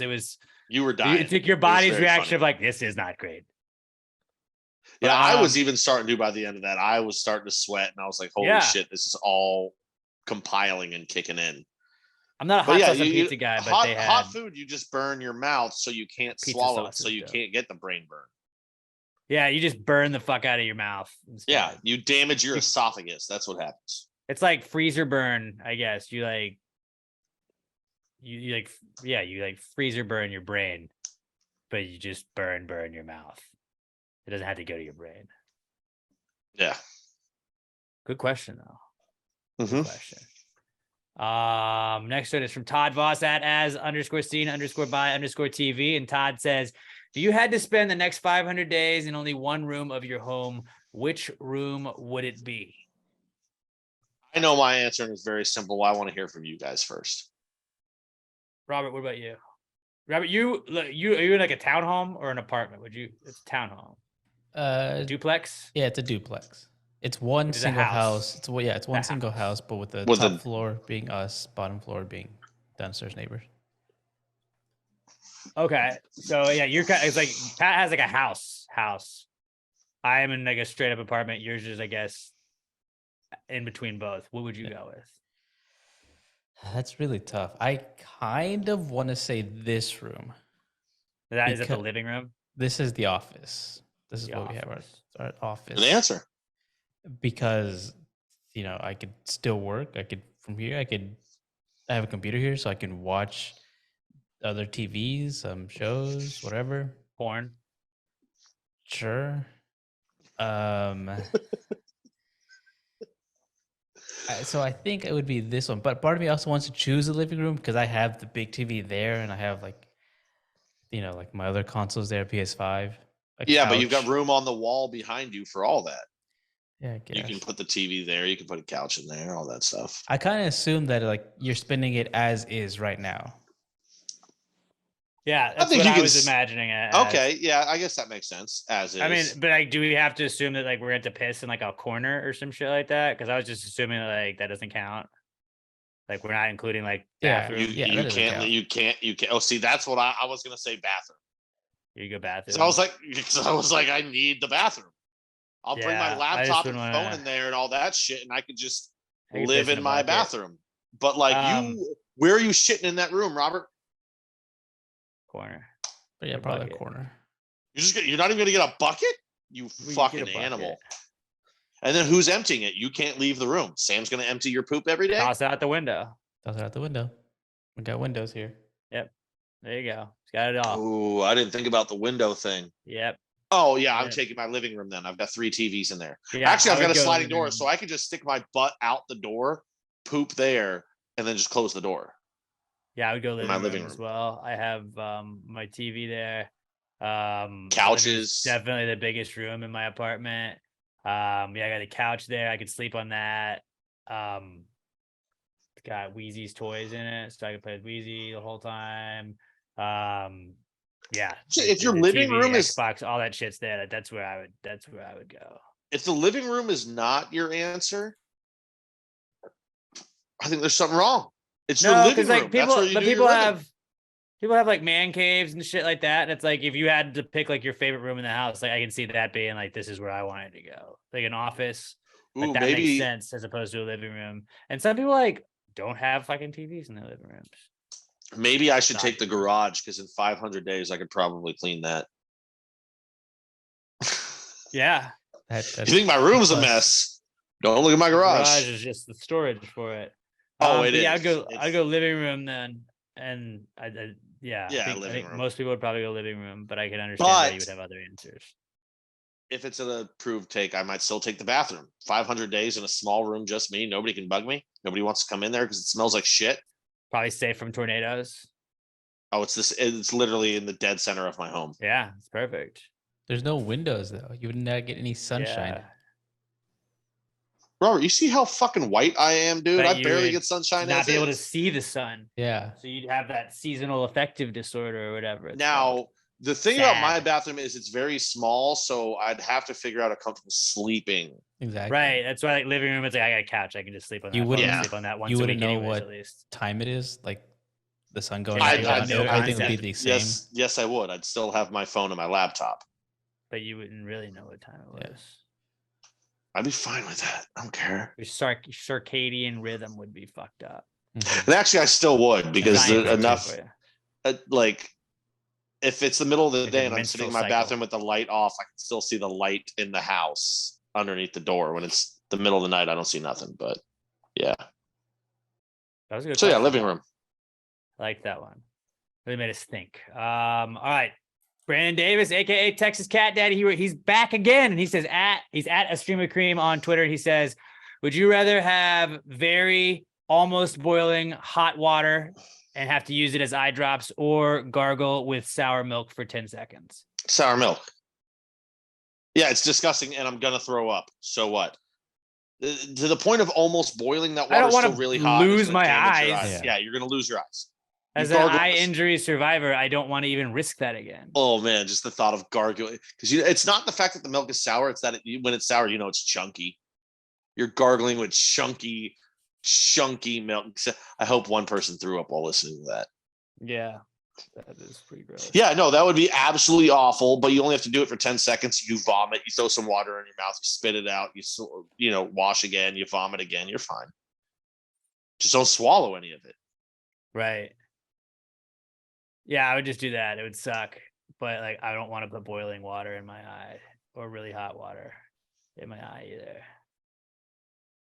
So fuck that shit. So we're unanimous then. It's all just the gross milk. We Yeah, hate it, but like that's the you're better of gargling the- it. You're the not two. drinking it. It's the better of the two for sure. Good question, dude. We go from one Brandon to another Brandon. This time it's Brandon Whitehead at Brando Whitehead on Twitter. And he gives us some power rankings for this week. We love power rankings, guys. He says, power rank these eyes. And he gives us eyesight, eyelashes, eyebrows, iPhone, and I Spy. Robert, I know, is going to trigger everybody. So Robert, why don't you just go first? You got The only thing that I would switch from this is iPhone and I Spy. So I would go eyesight, eyelashes, eyebrows, I Spy, iPhone. What? That's what I would go with. That is an absurd. that's why I told him to go first, because he knew he was gonna trigger Pat. And You I think just the didn't put iPhone bait. last?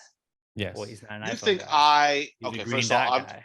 I'm just The going green to go bubble with guy. my list and then shit on yours. Eyesight is obviously number one. Yeah, It's agreed. obvious. That's unanimous. Number then. two, at this point, I'm taking iPhone number two. I also took iPhone 2. If I can say I do that. Three, I'm going to go eyebrows. Because God damn it, it's absurd to me. Absurd to me that you took eyelashes over eyebrows. You ever seen anybody without eyebrows? They're fucking freaky to look at. Absolutely. That's Eyelashes 1,000,000% protect me my from the reason. sun. Eyelashes protect me from the sun. I need those. You know what But else they does? sometimes poke me in the eye. That was my not cool last hats, week. Not staring at the sun. All of them do that. So I'm gonna go, eyebrows, then eyelashes. Because like if somebody's missing their eyelashes, I'm not gonna notice until they fucking tell Eyesight, me. iPhone, eyebrows, eyelashes. Yes, and then I Spy. I don't give a fuck about I Spy. Fuck. Okay, see. I'm gonna go eyesight, because like none of this other shit matters if you can't see. Yeah, So eyesight's kind of the goat. iPhone, because you can do a Need bunch it. of cool shit with an iPhone. I gamble with it. Then I put I Spy, because remember those books when you were a kid? Like those were fucking cool as fuck. Like when you They, guys, I'm not a when you little had kid to anymore. like break off and like do like the reading time, and like you'd get the I Spy book. You didn't have to fucking read. You just got to look and be like, oh, where is that ball? It was basically where's Waldo, but with objects. Or Instead, like, that we was used to do it in the sick. car. I Or just Spy the in the game, I car. Spy with my little eye. Yeah. Yeah. Like that's tight. I like that. Eyebrows, because you look weird without eyebrows. And then eyelashes. Sometimes men poke me in the eye, and then I don't know. I just was like, eyelashes are not, like, I came down to eyebrows, eyelashes. You look weirder without eyebrows than you do eyelashes. Yeah. And the only thing about eyelashes is people like in TV shows all the time, they'll go like, hey, to the chick, like, hey, you got eyelash on your cheek. Oh, let me flick it off, make a wish. I've never seen an eyelash on a person's face. I could be convinced to switch eyelashes and eyebrows, but really they're kind of just like the same to me. They're not at all. But like, just imagine Robert, if one I of want us you to didn't have eyebrows, Photoshop- you'd be like, what the fuck? But if one of us didn't have eyelashes, I don't think you'd notice as much. Robert, Photoshop all of us without eyebrows. It's not the same. Just combine our faces with Charlie Just look up, Villanueva. Google somebody with shaved eyebrows. Yeah. And it'll be like, Charlie oh, Villanueva. those girls that would like shave theirs and then they like draw them in. Like that's wild to me. That is just That was wild to me. I will never understand. More power to you if that's what you do. I just am always like, that is Nope. it takes balls. To just be like, I don't fucking need my eyebrows. What I'll if you draw wake my up own. in the Like, morning? I can't draw better eyebrows than I have. I don't What have if you wake great up in the eyebrows, morning but and I you can't can't just draw find? better ones. What if you can't find your eyebrow pen? Use a marker. What if you can't find a marker? What if your marker's dry? Charcoal. You have to leave the house. There's a definite possibility you have to leave the house with no Wear a eyebrows. hat. That's just. You can wear it. Are you wearing the hat? Watch the YouTube version. You wearing it right here? All day, every day. I just Well, like I'm wearing my saying you hats just really go to the low. store to get your pen. To get your pen. It's just, it's still absurd. No, I If get it makes ya. you feel sexy, whatever, go for it, ladies. Like, Right. let your free But fly. it's Just know, you scare me, and and I you think look it looks weird. like a cartoon character. It looks like one of those anime cartoons. Or this is almost arguably worse. Girls that dye their eyebrows like blonde or whatever to match their skin color, so it looks like they don't have them. That's worse than not having them. Whoa, hey dude, that's not very liberal of you to be talking about. Like, Yeah, I don't matching give a skin fuck. colors. No, if you dye your eyebrows to look like they're not there, you're appropriating non-eyebrow culture, honestly. Yeah, And that's something to think worse about. because you're That's a great making the point. active choice to look like a fucking alien that would scare me in my dreams. I'm just looking at picture after picture right now. I did no eyebrows, literally like 40 to 50% of them are just girls that have dyed their eyebrows to look like they don't have them. They look worse than the people that don't have eyebrows. It's just it's unsettling. I don't think like it. You guys were just really sleeping on I Spy, honestly. I mean, I think we like the right one was Eyesight, but I think I Spy just didn't get enough respect. I mean, Beyonce right here, Classic side by game. side pictures. Somebody edited out her eyebrows. Doesn't look like Beyonce anymore. It literally looks like a different person. So if you're going on the run, yeah, shave your eyebrows. But it's nothing against I Spy, dude. I loved that game. I haven't played it in 10 years, 15 years. Yeah, It's not a relevant part of my But life still, anymore. it's time. Eyebrows and Brings- eyelashes are. nostalgia brings you back, bro. That was a good question, Brandon at Brando. Robert, Whitehead you're on absurd. Twitter. We have one final question, and that's from Glamour Perry at Glam for Life, GLAM, the number 4 LYFE on Twitter. Glamour says, would you / could you eat Chex Mix as a cereal? No. Fuck yes. It'd be What a do you little mean salty, no? but like I'd fuck with it. Dude, salty milk? Tell me that doesn't sound dope. It doesn't sound. It doesn't that sound dope. All salt does is enhance the But- flavors that are already there. That's what it does as a, I don't know, spice, I guess is what you would call salt. It's Chex Mix. They have Chex cereal already. Like, I really like Chex Mix, so like, I don't think it would be better in milk. But if you were like, "Hey, you should try this for breakfast," I'd be like, "All right, let's fucking try it." I mean, first, let's answer the questions. Could you? Of course Yes, you can. absolutely. You Would could. you? Fuck Yeah, yeah. I'd If I try had it. Chex Mix in my house right now, I would go make a fucking bowl. Because this sounds amazing. Because Chex is already a cereal. A little like the Chex Mix, I think it's like Rice Krispie treats are better than Rice Krispies. And if you were like, "Can you have Rice Krispie treats in a bowl?" I'd be like, "Yeah, I would absolutely do that." Like if you just poured a bunch of Rice Krispie yes. treats in a giant bowl and poured milk on it, I'd be like, "Yeah." I'm Yeah, sorry. I'll do that. Are you not aware of the greatest cereal that's ever graced humankind? Rice Krispie treat cereal? That's what they make the Rice Krispie treats out of, right? The best cereal. No. Cinnamon Toast Crunch. No. There's rice. Wait. There's Rice Krispies as a cereal. Then Wait. it's only at Walmart. Rice Krispie treats cereal.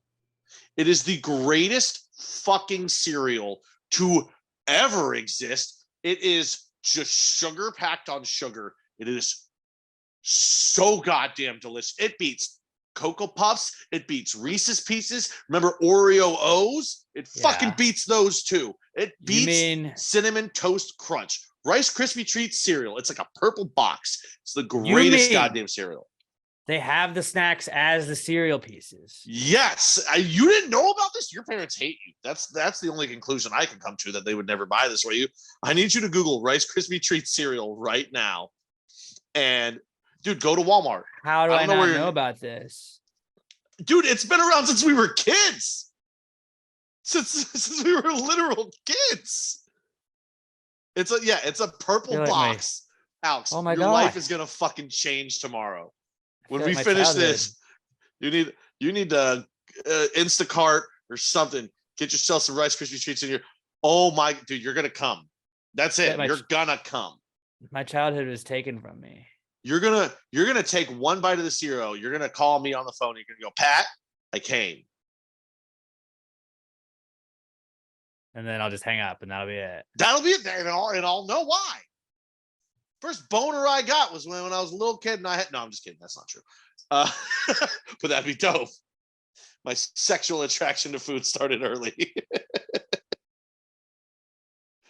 But My mind is blown, honestly, right now. dude, it's the greatest cereal. And I Robert, thought yes. the Cinnamon Toast Crunch Churros was like the craziest food I had seen. It's great. Nothing beats Rice Krispie treat cereal. Like I remember That's sick, dude. as a kid, like feeling like you were the richest kid in the world if you had Rice Krispie treat cereal and Reese's Pieces in the cupboard at the same time. You're like, oh, mom was really happy when she was shopping this week. She really loves me. Fuck, dude, I'm gonna get that tomorrow now. Like, Dude, there it's we go. so go. exquisitely good. And Robert, nothing against your choice. Great choice. It's just not as good.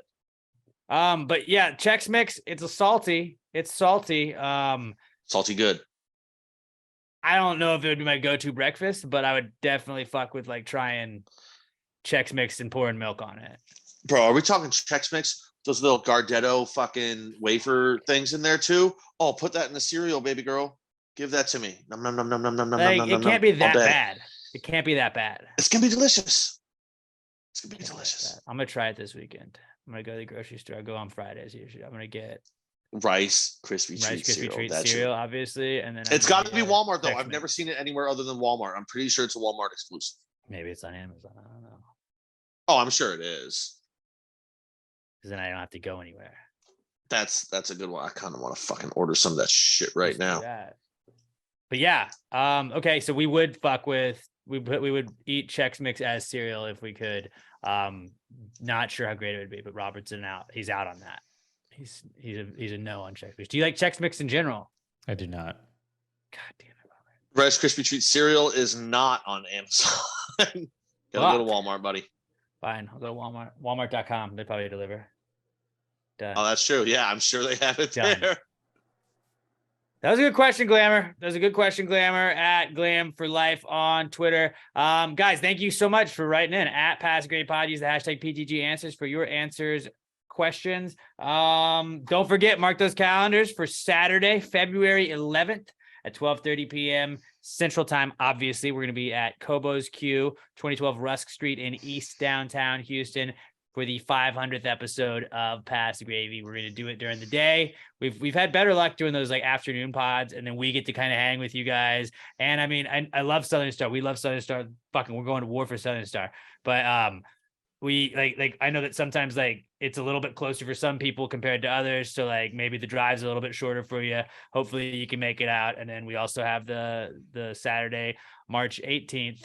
We got the Darling Like a Marlin beer release, Darling Like a Marlin 3. It's coming out Saturday, March 18th. So 2 months in a row, you're gonna get to hang out with us, and we're really excited to see you guys and gals. Please give us a 5-star review on iTunes, Spotify, iHeartRadio, wherever you listen to podcasts. You can roast us in the comments. Just give us that 5-star review. Share us with a friend. Love you guys. Shout out to everybody in the Gravy Unit. Kind of went to bat for us and Southern Star, and like y'all like and kept it pretty civil. We appreciate that. And you guys are awesome. We ride or die with you guys, and we're gonna continue to do that. What's up, Pat? Hold on. I think it's been discontinued. Wait, no, it's not. Okay. It might have been discontinued. I don't know. I'll be pissed at you if it is. You should be pissed at your mom for never I'll just fucking buy buying Rice it for you. Krispie treats and cut them up and put them in cereal. But yeah, Same basic thing. at Pass Grade Pod on Twitter. If you want to give us a follow, we're at Pass Grade Pod on Twitter, Instagram, TikTok. Give us a follow on TikTok. We're trying to grow our TikTok numbers. I'm at Alex J. Middleton. Pat's at not Pat Dion. Robert is at Robert Barbosa 03. Robert has a podcast called A Recent Study Suggests. New episodes out every single Monday. It's him and Sam trying to get to the bottom of a certain study, and they'll try and kind of figure out what all went into it. It's a fun podcast, so I highly recommend checking that out. You can listen to it wherever you're listening to this. And then I also do a podcast called the Claire and Big Blue Podcast. That is available wherever you listen to podcasts. You can also find that on YouTube. We stream live at 5:00 Central Time every Tuesday if you want to hang out. I know Alex O, our buddy, is always hanging out in the chat with us on that. We talk Giants, we talk soccer, and it's a fun time. Me and my buddy Mike Fish. So I highly recommend checking that out. Please follow us at Pass a Great Pod again on TikTok, Instagram, like our Facebook page, and then subscribe to our YouTube channel. It's at Pass a Great Pod, right? Podcast. At Pass a Great Podcast on YouTube. Just search Pass a Great Podcast, hit subscribe, and you can watch the video versions of all of these. We love you guys. Y'all are fucking awesome. Have a great rest of your week. Go fucking Giants. Let's go Giants. And pass the gravy. Yeah. Shorty at the maple, flying in the keys. Boots with the fur, no bluffers look in her eye.